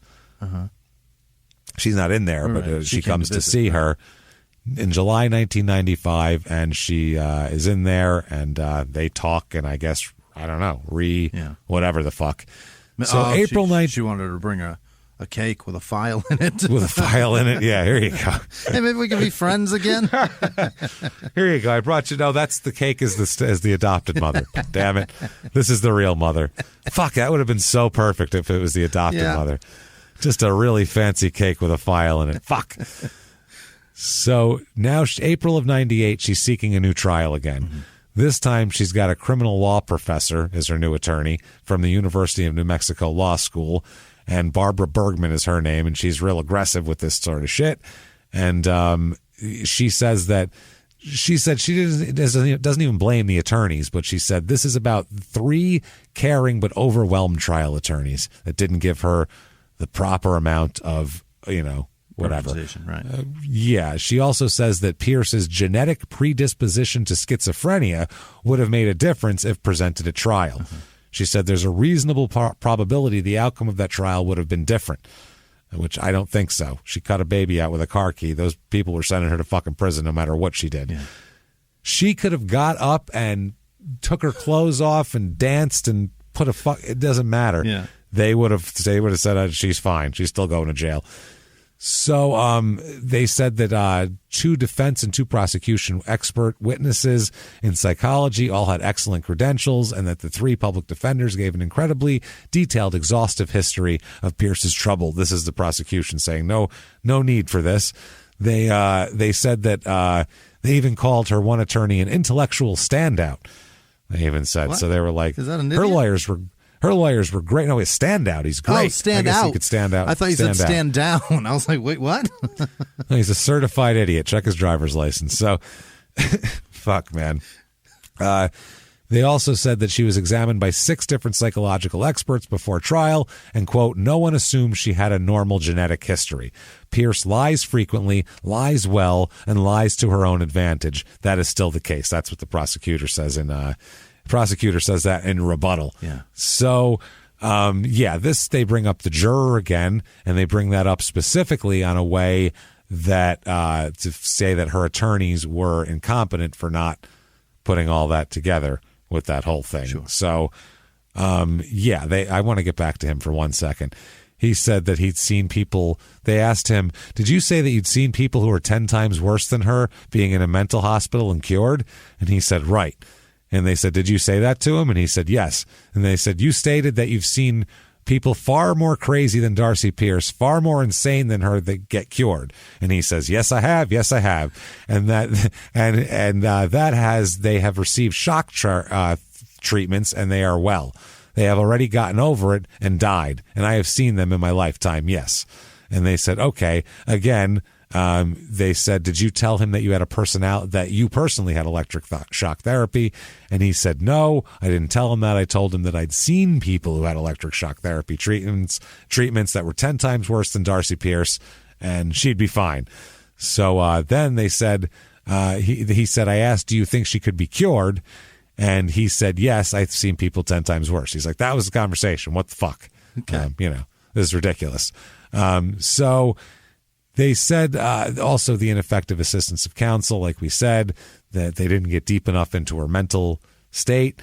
Anyway, the state says, mental or not, says, you fuck out of here with that shit. Stick around. You're sticking in prison for a while. 2019, there's a new bill passing in New Mexico. What? 395 inmates, many of them convicted murderers, would have the chance to get out of prison if it makes it through, this whole bill. It's a bill that would allow people sentenced to life behind bars to be released after 30 years, be up for parole. He believes the bill takes a lot of discretion away from the parole board that they have to keep people locked up, and people are worried about it. The head of the New Mexico District Attorneys Association said this is a public safety issue. These are the worst of the worst. People serving a life sentence received a life sentence for a reason. Mm-hmm. Now, I would be okay with this law if it was excluding violent crimes. Right. Like, if you cut a baby out of a woman, maybe you need a timeout for however long we decide. If you do some crazy shit, if you're a serial murderer, if you're all these different things, if you killed a kid, there's a lot of, but if you're, let's say you got busted dealing drugs a bunch of times and they sentence you to fucking life in prison, that's ridiculous. Yeah. Or, 3 strikes type of thing, or I don't know. So they say that, quote, in New Mexico law, a life sentence is 30 years. Seems bizarre, but that's the definition of a life sentence. So instead they keep him in there and they don't actually get out. And, they said that he maintains the parole board will still have enough of a say to keep people like Darcy Pierce behind bars. And he says, quote, we just codified what the parole board needs to do is simply put it in writing why the person is not let out. Yeah. Didn't say you have to let them out. You just have to take a look at them after 30 years. Okay. Which that is fair. Yeah. I don't care if it's a 5-minute meeting. That's good. We shouldn't just put people in a dark hole and go, well, there you go. Just throw them some food every once in a while, let them die in there. Yeah. Unless there's John Wayne Gacy's of the world. There's some extenuating circumstances to that, but for the most part, yeah, sure. Yeah. Sam Ray is upset about it. He said, my family has been through hell. Just this week alone, I've broken out crying for very little reason, just spontaneously. And, he fears that she might get out of prison now, Sam said. I didn't think she was going to get out. She's still there now. There are 2 different books written about this whole case. They came out around the same time. One is called Hush Little Baby, and the other one is called Lullaby and Goodnight. No. Yeah, that's what I mean. Gross. The Lullaby and Goodnight one, I believe Sam Ray had a part in that. They talked to him a lot. He was supportive of this book. And then the Hush Little Baby one was written by a reporter named Jim Carrier. And, it's a little, not exploitative, but it's a little like, it's a little Lifetime movie-ish, the way his language and shit like that. But Lullaby and Goodnight, they're about the same thing. They were both $4.99 when they came out. Put it this way, this is a Carrier sentence. He says that it was really hot, and he says, the kind of day for a bad temper and sick desire, when fat people cursed their fate and even skinny people sweated. Afternoon thunderstorms cracked the mountains. Before and after, great white wet dumplings floated in a blue soup sky. Well, fuck is that necessary? Is that his name? Jim Carrier. Jim. That's Jim Carrier. Yeah, come on, dude. Jesus, man. You just described the fucking weather in the desert, and that's just, I get that you want to be flowery and you took creative writing and they told you to be descriptive, but that's too much. It's just too much. So I don't want to read the part where there's murder. Yeah, it's just too much. So he wrote some other shit like that, but they're both available. One is available for Hush Little Baby is available for $3.61 on Amazon right now. No Kindle though, only like the paperback. Really? And then paperback of Lullaby and Goodnight is $4.19 at the moment. Yeah. I have to show you the cover of it because I turned the monitor towards you. Look at that. Oh, sweet Jesus. There's even a picture of the baby on it, dude. Yeah. It's like Darcy's head with a baby on the side. The blood-chilling true story of a woman who wanted a baby badly enough to murder for one. Lullaby and good night. Looks like the cover of like a Misfits album too. The font. It's like pink and with the letters. It does. It looks like a punk album. So like the Sex Pistols CD comes with it. At this moment in time, she is in prison. She's in the facility is NMWCF, so New Mexico Women's some shit. Federal we don't know. Corrections Facility. There you go. Her offender number is 43635, in case you're looking. And her NMCD number is 36678. Like I said, she's in prison at the moment. She looks a shitload different now. Yeah. I had a bus driver in like the 5th grade that she looks a lot like right now. It's a lot different of a look than she had before. We'll put it that way. So, anyway, she's in prison, and Sam Ray is raised his kids. I mean, Christ, Luke is 85. Yeah. Good God, Luke is goddamn 72. He's 36 years old. Half of that. He's 36, exactly half. He's 36 years old, and Miracle Amelia is 34 years old right now. Think about that. Wow. Like, it's crazy. So, please, though, honestly, because those were the names of the people and all that shit, don't bother these people. Never. If you find them somewhere, leave them the fuck alone. They have had enough shit in their life, and don't bother them, please. As we say with anytime there's like living kids that were kids of victims and shit, we're like, never bother these people. Don't call. I mean, a lot of times they reach out to us, and we'll be honest with you, 90% of the time it's very positive. Because we're, we're respectful, not to brag, but we're respectful. And, they're really nice. I mean, so anyway, just don't bother these people. So that said, hope you enjoyed that crazy, insane New Mexico story. I feel like I have New Mexico dust in my throat. It's a lot. Me too. I feel very. I got some juniper pollen going on. It's sandy, gritty. I don't know if juniper makes pollen. It's gritty in there. Sand and pollen mixed together. So that said, if you like that story, let the world know about it. Get on Apple Podcasts, that purple icon. Give us 5 stars. It really does help drive you up the charts. And we have no idea why, but thanks for everyone that does it and everyone who continues to do that for us. Also, head over to shutupandgivememurder.com, where you can get all of your crime and sports and small town murder merchandise, and you can get, most of all, tickets to live shows. We're all over the goddamn place. The one I'm going to push that's one of the first ones we're doing is Tempe. Is there tickets for that? I don't even know November if there's any 19th? left. But it should. I think they're on. The website TempeImprov.com. We have tickets. It's a crime and sports and small town murder in one night, back-to-back shows. Get your asses there and sell that fucking improv out. That's our home place and all that sort of thing. So when we go to our home clubs, we got to rock that shit. Yeah. Like, they got to be like, damn, we had to turn people away and beat them with clubs to get them out of here. That's what we need from you people. So thank you for everyone that does that. And all the other shows, too. Get your tickets right now for all of those. And also, check out the Upside Down Digital Network. Follow it on social media and find out our new shows. We're very excited. Game of Crimes came out this week with their first 2 episodes. Really interesting. They did George Young there, the Blow guy that Johnny Depp played in Blow, and they do this crazy in-depth interview, more in-depth than he's ever done in his life because he knows these guys so well. That's episode number 2. And then he just died.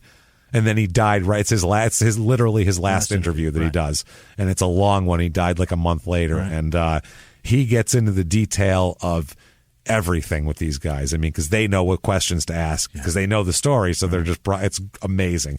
And then we're really excited. July 9th, it's coming for our new show, the second show we're releasing, and it's 1 and 1A. It doesn't matter. They're both great. But Life After Happy Face, we're so excited for this show, hosted by Melissa Moore and Dr. Laura Petler. Melissa Moore is the Happy Face killer's daughter.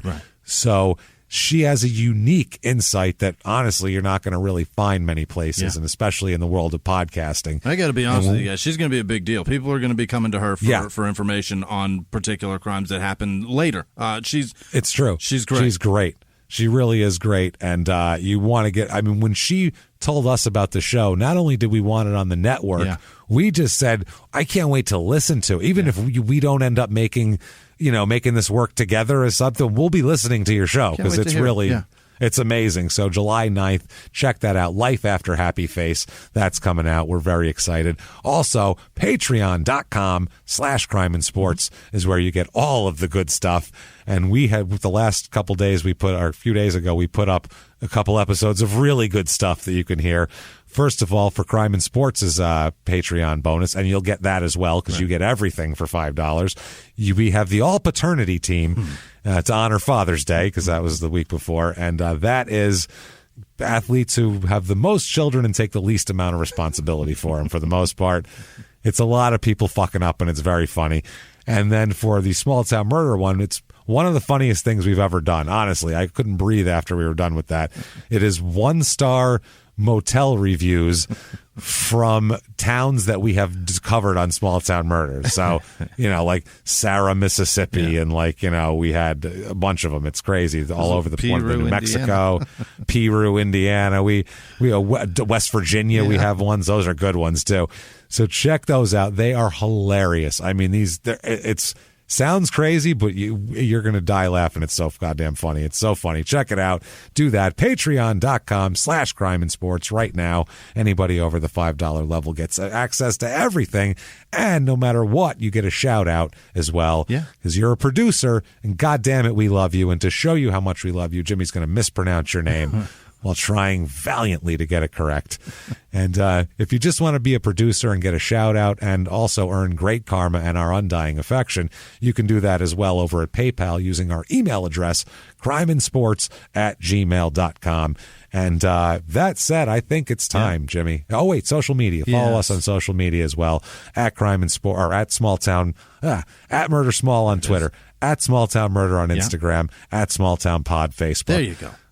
Also follow the Upside Down Digital Network. I don't know that handle, but if you Google it, I'm sure it's there. Anyway, that said, it is time. Jimmy, hit me with the list of people who are so wonderful that would never cut anything out of my body.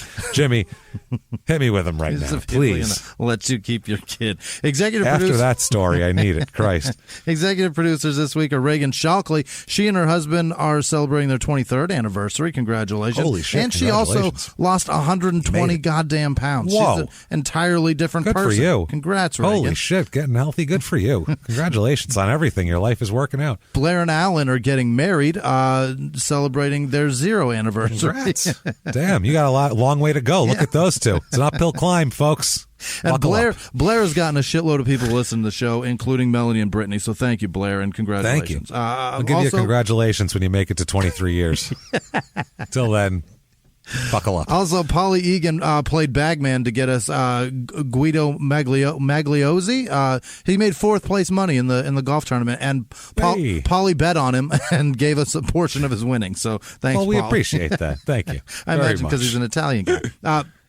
Tank Gomez Rodriguez III of Holding Shit Moving Shit LLC donated. Wow. Howie Felter Snatch, Von Penis Mick Rodriguez Jr. donated. Wow. That's a very prestigious donation there.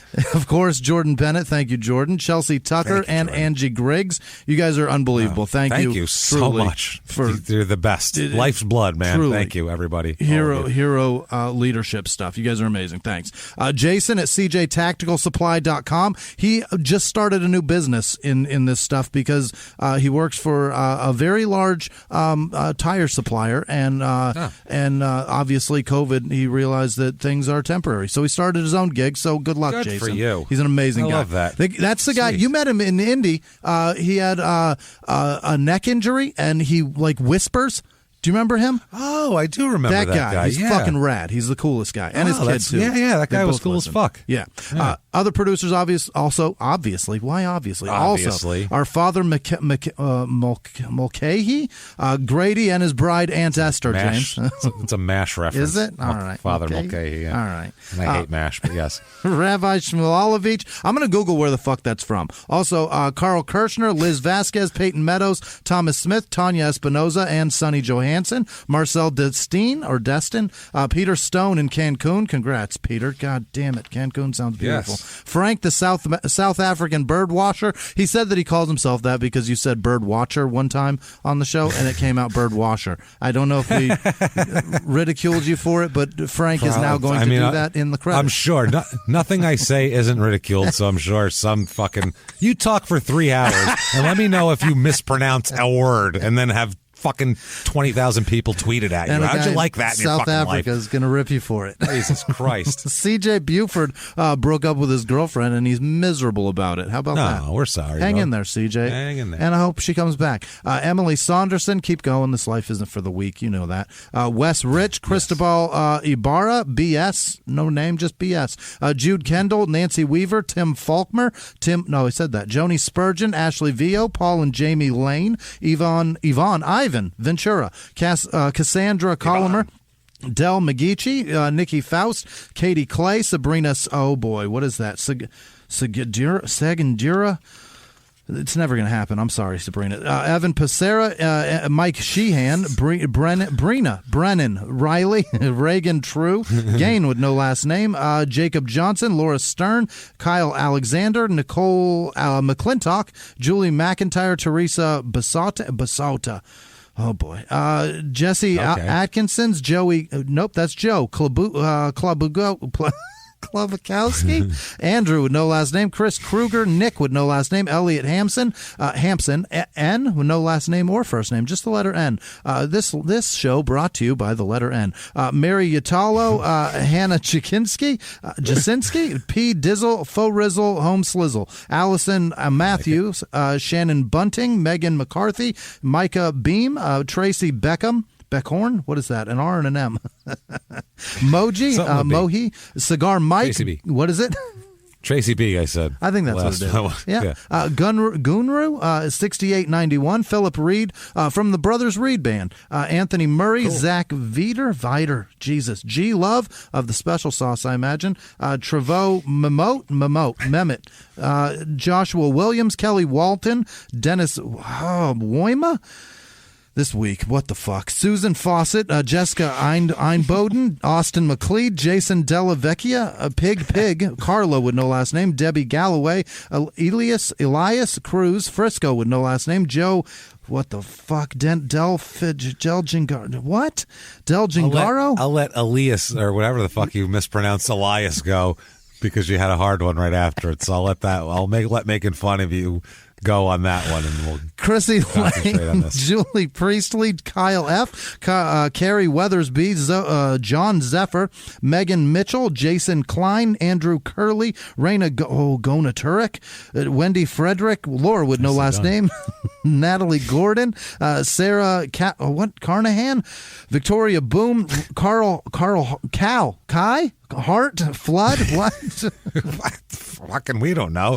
Noah Casanova, Sandy Antonelli, Marla, Maria, hey. Doflinger, Cami Applequist, Darcy Kirk, Alex Oliveira, Angie Solis, Jessica Seidel, Kendra Baxter, Matt Roselle, Janet S., Felicia Zimmerman, Rebecca Fisher, Jimmy Kelly, Don Burkett, Jason and Bridget, Jason Kane also, Danielle with a shitload of Sam Bevan, Kyle Rogers, Spot the Dalmatian, Michael Walker, Robert Baratheon, Justin Lamonte, Kiana Mason, Waltzy G, Jacob Paul. This is brutal, man. Heather Halmstead, you're doing great. Katie Adams, George Miller, David Klein, Jim with no last name, Roberta Hurlbert, Brian Manier, Cole Doherty, Brian Milne, Mandy with no last name, Shauna Kinlock, Ryan Patrick Havey, Mark O'Neill, Shelby with no last name, Mary LeShulk, Gretchen Snyder, Tara Brown, Michael Brooks, Tristan Esterbrook, Olivia Hahn, Kevin Ferguson, Tanya Buckley, Betsy Holscher, Michael G. Blue Jr., Cece Ladd, Melissa Folan, Jennifer Robertson, Kay New, Aaron Fogel, Mitchell Lawless, Justin Schmidt, Sip Madrigal, Rusty Shackelford, all right, Aaron Cottingham, Sarah Schacht, Paula Bover, Sonia Cox, Thomas Seibart, Brian Shue, Anthony Padaletti, Gina Prulard. What the fuck is happening? Sharmi Zielinski, Lynn with no last name. No, that's Lloyd with no last name. Oh. Samantha Raby or Rabe, Morgan Fears, Casey Beer or Bear, Tom Hammer, Demain, Tony Sr., Brenna Michelle, Pebbles 0724, Phil McCracken, are you happy? Allison Villarreal, Jessica Duffy, yes, Mary Boland, Witch Police Radio, Gavin with no last name, Stephanie Hedges, Jared Braithwaite, Joshua Deland, Ward 3, Amanda Ashton, Andrea Calvert, Luke Shingle, Shannon Valentine, Valerie Boyd, Nordy Norton, MJ Gradney, Jerilana Reardon, Jenny Decker, Elizabeth Gordon, Ananda S. Keeter, Laura Egbert, Lucas Petoza. Why are these all so difficult? Liz Steeman, Megan with no last name, Jen Cordova, Kelly Martin, Jennifer Ward, Alex Knapp, and Madison Ford, Boner on the Beach, James, Robert Shirley, Crowbones. Crowbones and Turkey Foot, Aaron Losleben, Josh Gentry, Samuel Patek, Faux Cooper, Kristen Rooney, Chris Hansen, Becky Farrell, and Nathan Giles, and the rest of our patrons, obviously. You guys are amazing. Thank you so much.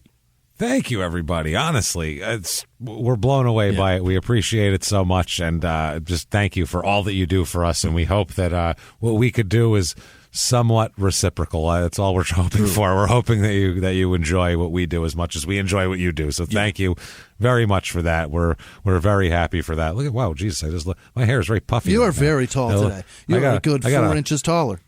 I got like a 4-inch puff going on the top of my head. I got weird guinea hair. It just puffs out like a fucking thing. So that said, I just caught a glimpse of myself in the computer monitor reflection. I was just like, Jesus Christ, look at my head.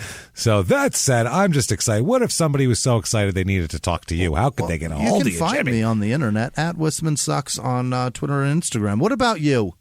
You can find me at Jimmy P is Funny, and you can just Google us if you want to talk to us like that, and you'll find our stuff, and then we'll talk to you, and you'll probably be disappointed in who we are as people. So that's the way that goes. That said, it's been a crazy episode, and I mean, it's always crazy, but I feel like a little extra crazy this week, so thank you for hanging in there. And until next week, everybody, it's been our pleasure. Bye.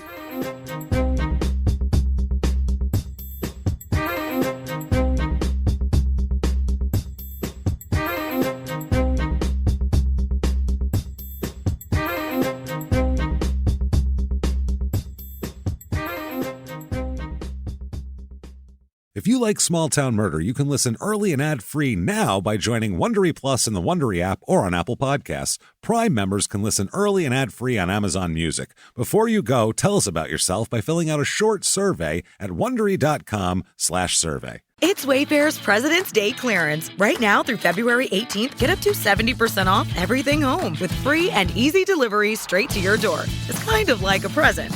President's Day. I like the sound of that. Wayfair, every style, every home.